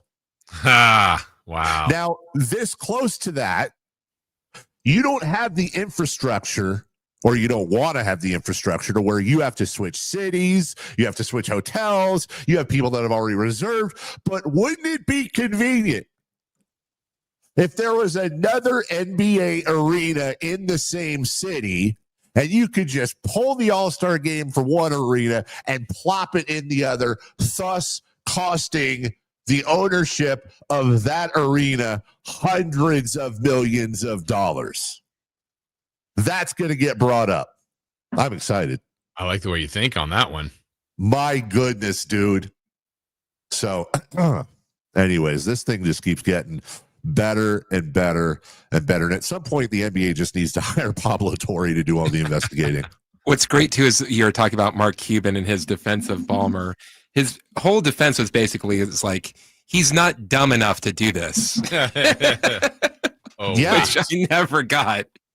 No, it is. But Mark Cuban might be the canary in the coal mine here, because now you're talking about Ballmer buying carbon credits. And I don't want to go down that rabbit hole. That's a whole different Donahue here. But the Clippers released a statement, blah, blah, blah, carbon credits, blah, blah, blah, sustainability, basically their defense. This effort reflects Steve wanting to set a positive example and raise awareness of the growing and important role of voluntary carbon markets. Unfortunately, he was duped on the investment and on some parts of this agreement, as were many other investors and employees. Guys, the Clippers' biggest defense is that Steve Ballmer is stupid. That the seventh richest man in the world is stupid. I think Mark Cuban's doing something here. Actually, now what do you mean? I think Mark Cuban may very well.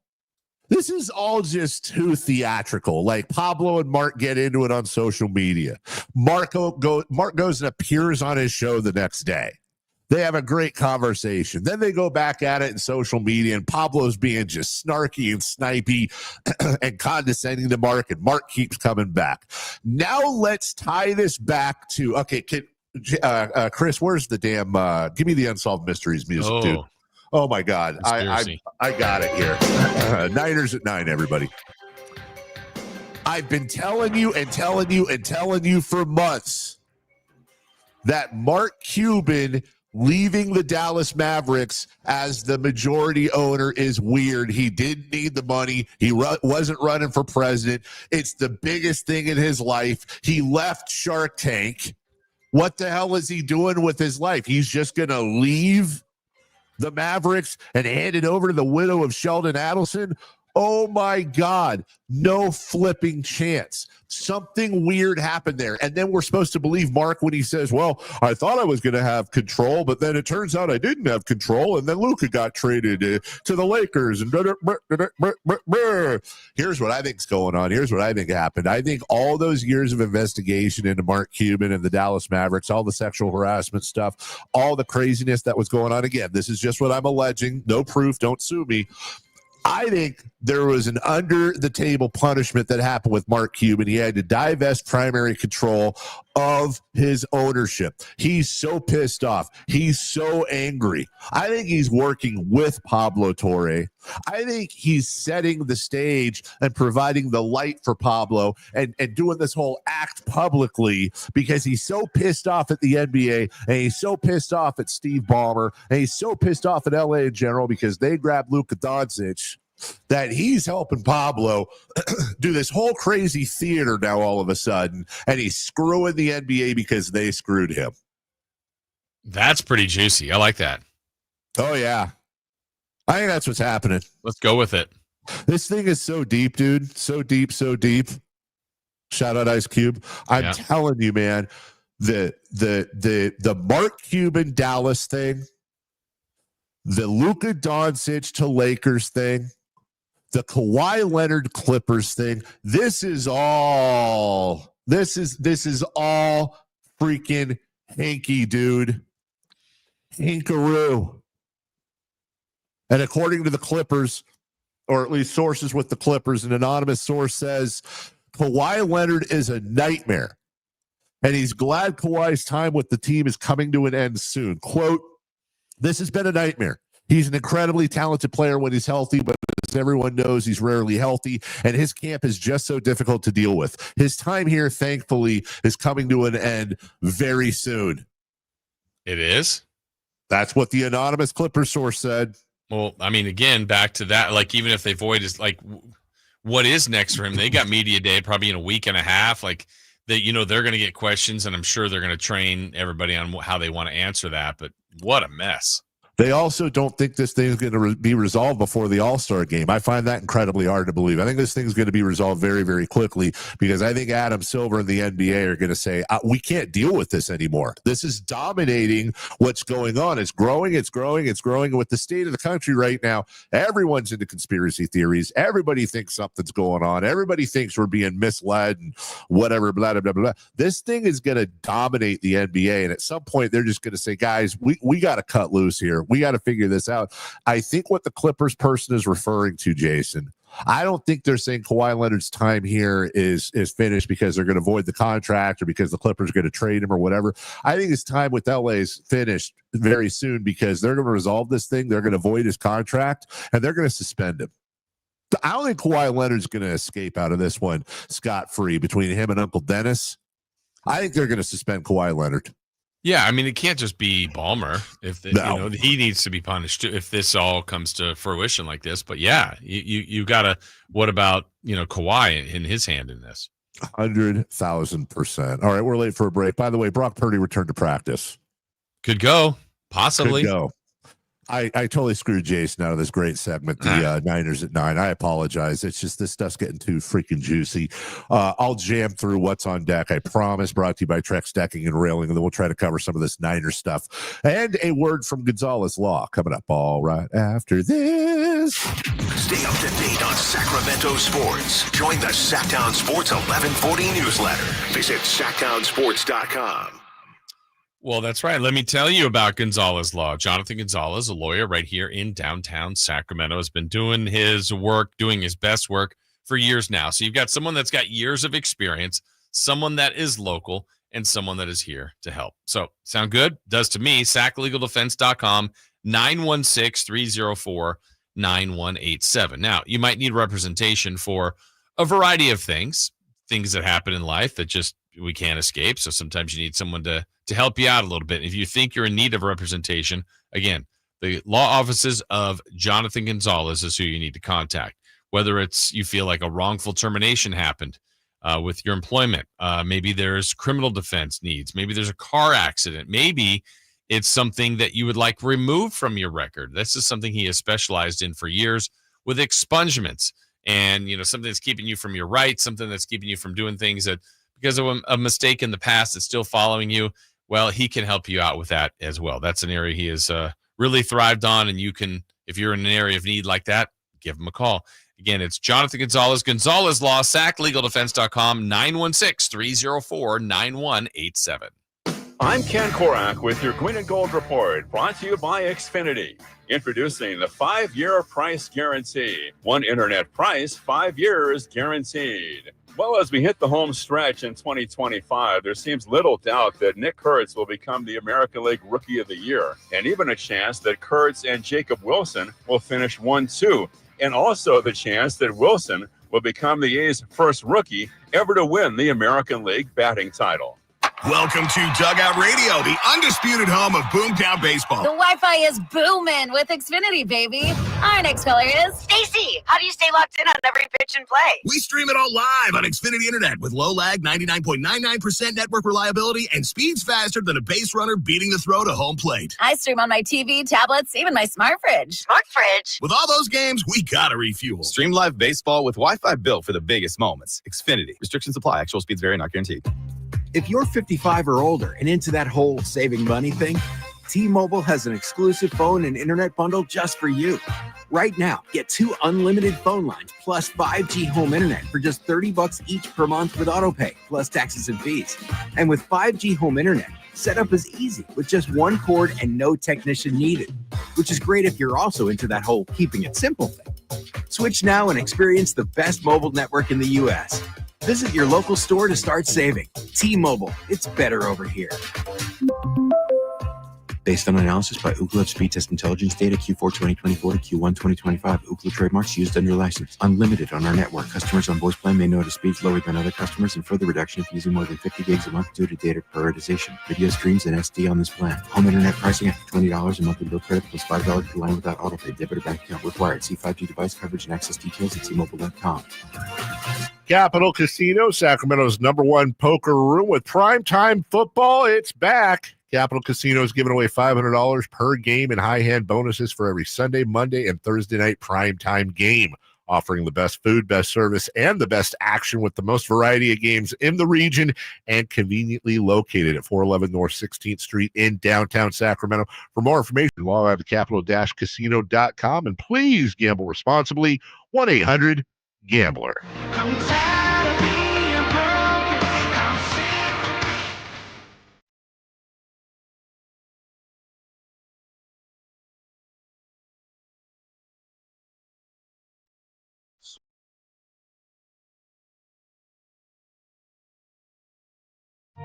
Hey, this is Jelly Roll. This National Recovery Month, start your recovery journey. Choose a proven addiction treatment option that's right for you at choosechangeca.org. Ladies and gentlemen, This is going to be fun. it's time for What's on Deck. Brought to you by Trex Decking and Railing.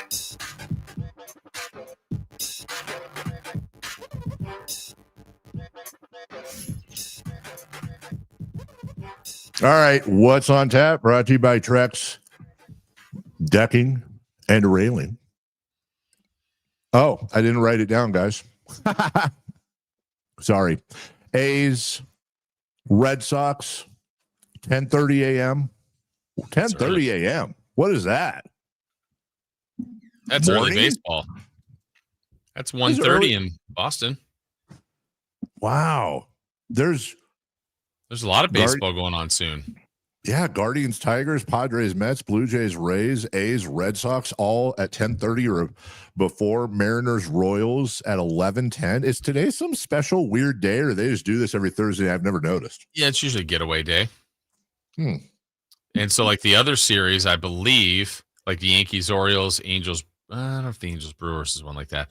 Giants, Dodgers, though, it's a starting a 4-game series. The others are wrapping up their series. That's the big one. Giants, Dodgers. Tonight, start of a 4-game series from Chavez Latrine. Yeah. And tomorrow, I think, starts the other big one, too, which is the Mariners, Astros. They're in a The tie. Mariners, I think, aren't the Mariners, what, a half game back? Uh-huh. Of that as well. The one of the 3 for Madness questions I didn't get to. I am curious how you think, though. After the Giants finally won one of these games in Arizona, they're sitting in the wild card situation, 2 back. They've got the Reds tied with them, and they have the Diamondbacks a half game ahead of them. So they would have to leapfrog the Reds and Diamondbacks. Mm-hmm. They'd have to make up 2 games on the Metropolitans of New York, and they have 4 games in LA, and then they come home for 6 against the Cardinals and the Rockies. And my question to you was, are they cooked? No, I don't think they're cooked, but they got to have a lot of things go right. Like, I would feel better if they didn't have anybody in between them. But the fact that now you need to worry about the Diamondbacks and the Reds, and still need some help from the Mets. Like, there's just a little too many factors, but they have to have a really good weekend. I don't know that the worst thing could be is 500, 2-2 with the Dodgers. They got to find a way to try to get 3, though. So if they're not cooked, and I was going to use food terms, would you say they're the chicken breast in the oven that's starting to brown on the outside, but the inside is still raw? They're not cooked, but they're getting there. Let me see. I think they're a dish that starts cold that's on its way to getting warmed or cooked, but isn't there yet. So maybe it's in the ingredients phase of like a spinach artichoke dip that's not warmed yet, but it's like it's put together, and so yeah. But I mean, once it's warmed, it's kind of hot, and then that inversion of it being cooked, I guess. They're a quiche that has set around the edges, but if you shake it, it's still kind of squishy in the middle. Yeah. Yeah. Dave, you know what I brought in today, and you're not here for this. I brought in gumbo. Oh, come on. Why? You knew I was going to be there. Well, and it's not a seafood gumbo. It's without seafood in it, but it's terrific. I brought Chris a bowl in there. He hasn't touched it yet. It's bothering me. What? Stomach's not the best for gumbo right now. Oh, describe it. Will it be consumed later, or is this a wasted effort by me? It will be later. Okay. Are you waiting till later because you just want to be able to have the freedom of moving around and spending time in any room you may need to spend time in? Correct. What do you mean by that? So last night I landed pretty late, and my wife sent me a text. I said, landed, I'll be home soon or whatever. And she said, "Are you hungry?" And I said, "A little." Why? She goes, I made a surprise. And I thought, oh, well, it's a little late. I don't want to eat this late. But then when I walked in, I go, oh my gosh, I smell gumbo. She made the biggest pot of gumbo. I'm like, all right, well, I got to have some before I go to bed. Is that one of those times, Jason? And these are great moments where you realize all of that and your internal dialogue. You're like, dude, I'm so glad I got married. Yes. I'm so glad I got married. So now that I'm seeing that you're very interested in gumbo, I'm just going to take a bite of it right now. Is it still warm? Mm-hmm.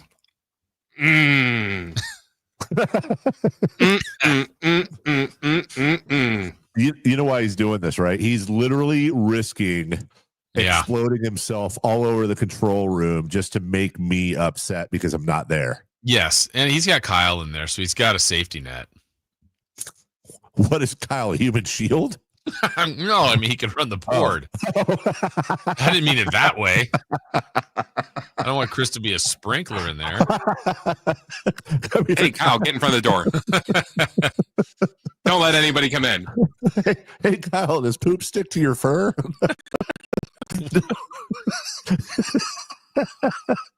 You know that joke, right? With the bear and the rabbit.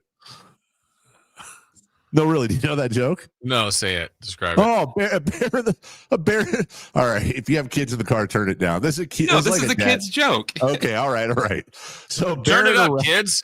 A bear and a rabbit are next to each other and go and poop in the woods. Yeah. And the rabbit is just like the fluffiest, whitest, coolest looking rabbit, right? Cute rabbit. Then the bear's like a brown bear. And so the bear looks over at this pristinely white, fluffy rabbit. He goes, "Hey, Mr. Rabbit, that's a beautiful coat. Don't you ever have issues with poop sticking to your fur?" Rabbit goes, "Nope, never had that issue in my life." So the bear wiped his butt with the rabbit. That's the joke. That's the whole joke.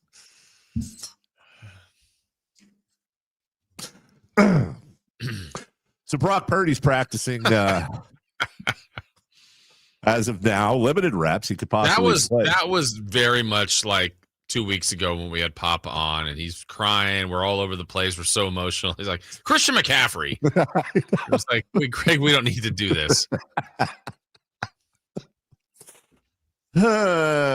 Also, Brock Purdy, courage.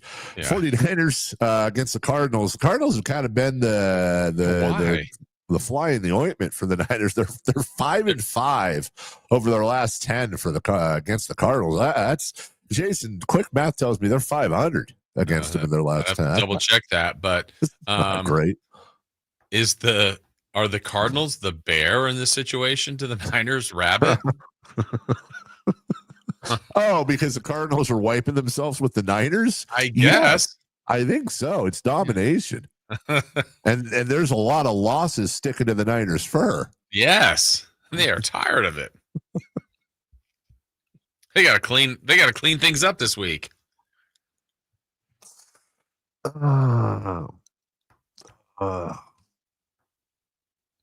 why You know, it's always a good idea to invite ghosts to a frat party. Why? Because they always bring the booze. Booze. All right, kids, turn it up again. Number 1 rated. Gerald. How did Chris still have that picture, by the way, of the ID found? That's the scariest thing of all. He sent us a picture of Scott's ID. How long ago was this, Chris? Oh, man. Probably like, actually, I could find out. Let me find out real quick. The fact that you don't even remember it was so long February ago. 9th, 2023, 8:17 a.m. You've been carrying around a picture of Scott Marsh's driver's license for the better part of 3 years. Gotten him in many bars.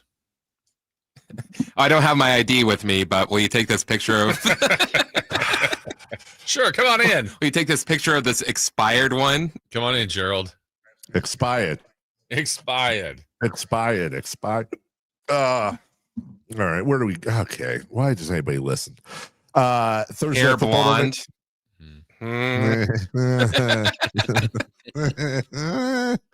What it was? What is all 6'3"? 6'3", 220. Yeah. Bench press 350. It also says on here one hell of a build. I didn't even know that they put that on IDs. And a model American. I think what's great about that picture is it's an incredibly clear picture on his license, which is amazing considering how'd they get him to stop moving. That's an inside joke about our friend Scott. Yeah. So is it just you two playing today or what? No, it's me, Scott Marsh, our sales manager, Bill Louie. Whose house you're at. He's not even there? He's not even here. And our Australian friend, JC Swan. Oh, fun. Maybe. He loves that, doesn't he? Oh, all the time. Absolutely loves it. Do you feel like I've not seen JC play. I'm wondering, who do you think is going to have the best score? You're going to be in the running. Depends. I'm kind of baby giraffing right now. The Monday session helped me, but I'm in a little bit of a baby giraffe mode right now with my swing. I've been playing the best golf of my life the last year. I really have. But something's happening here. What it is ain't exactly clear, so we'll see what happens. I would say if I had to rank, because I haven't seen JC play, but he does have an athletic build, and I think he jogs and stuff. Oh, okay. Right? Bill Louie says he sucks. Bill's very open about the fact that he sucks. I don't know that he does or not, but I think it'll be Bill, then me, then I'll say JC, and then the Southpaw, Scotty the Body Marsh. Is the top, you mean? You're going from bottom? Yes, okay. Scott's the top. And I think Bill would be the bottom. Okay. I feel like it's going to be a battle with you and Scott. Really? You got a lot of confidence in my game, Jason. I want to say I appreciate that. Yeah. I need to talk you up. Like, let's go. Come on now. Focus. Lock in. Lock in. By the way, before Hit we the break, ball the right way. This just happened a couple minutes ago. We were just talking about the Pablo Torre, Mark Cuban conspiracy theory I have. Oh, yeah. So Mark quote tweets Pablo's exclusive about the no-show payday and says, "Glad I could help." He then goes on to write a thesis. I mean, a thesis going step by step on sources, process. It's so long that even though he has a huge word count for each tweet, Cuban writes 3 full-size theses of tweets to Pablo Torre. Pablo responds, thank you, Chris, with the screen, the GIF, if you will, that we've all seen before. Meme, thank you. I apologize. I ain't reading all that. I'm happy for you, though, or sorry that happened. Pablo has an NBA owner, former controlling owner, and one of the biggest ownership personalities in the game, holding his hand and trying to walk him through this publicly.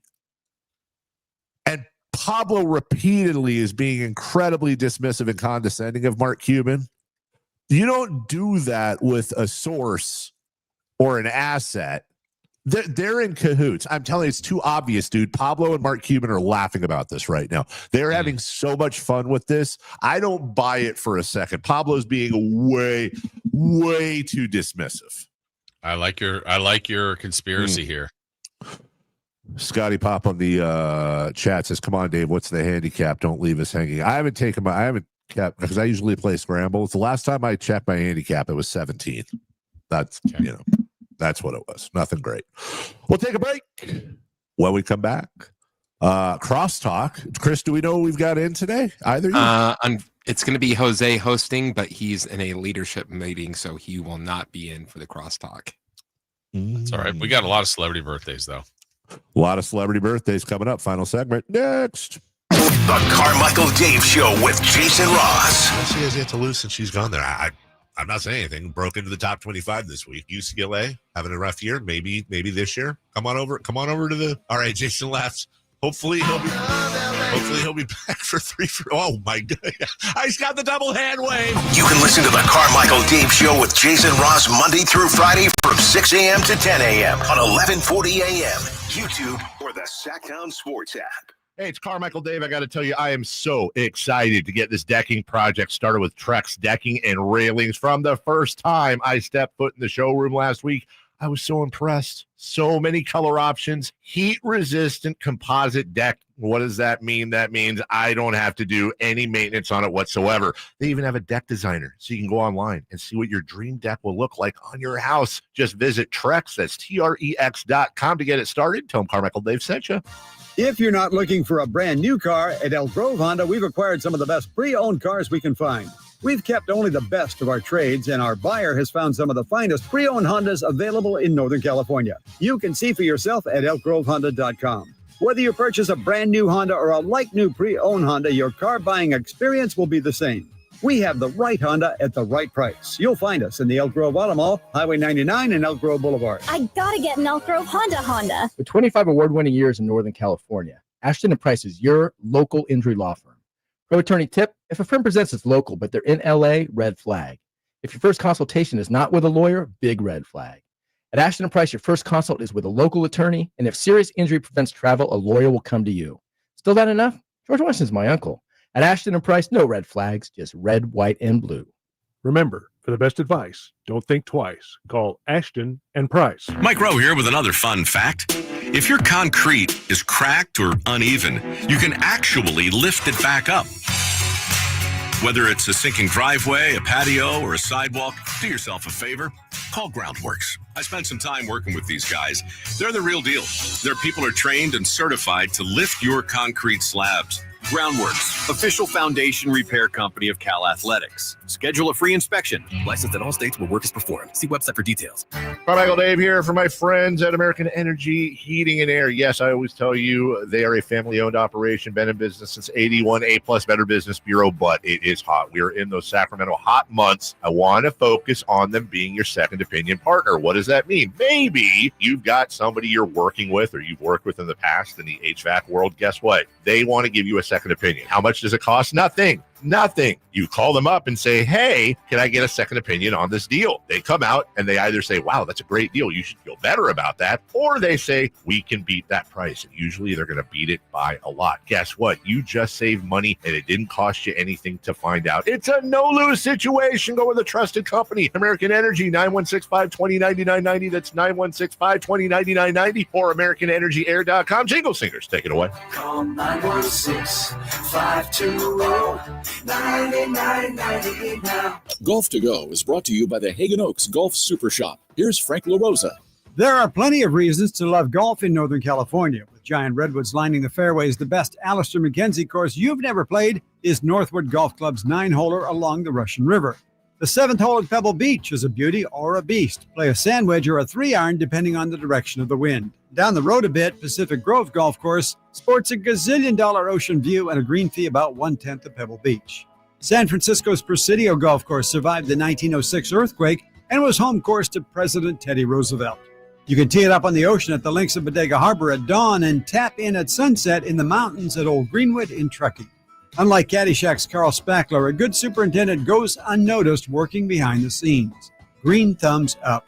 There's a lot to love about golf, and as columnist Thomas Boswell wrote, when you fall in love with golf, you seldom fall easy. It's obsession at first sight. That's your Golf to Go. I'm Frank LaRosa. Do Crohn's disease or ulcerative colitis symptoms keep coming back? Tremfya, guselkumab, may help, with rapid remission achieved at 12 weeks and lasting clinical remission at 1 year. Some even saw visible improvement of their intestinal lining at 12 weeks and 1 year.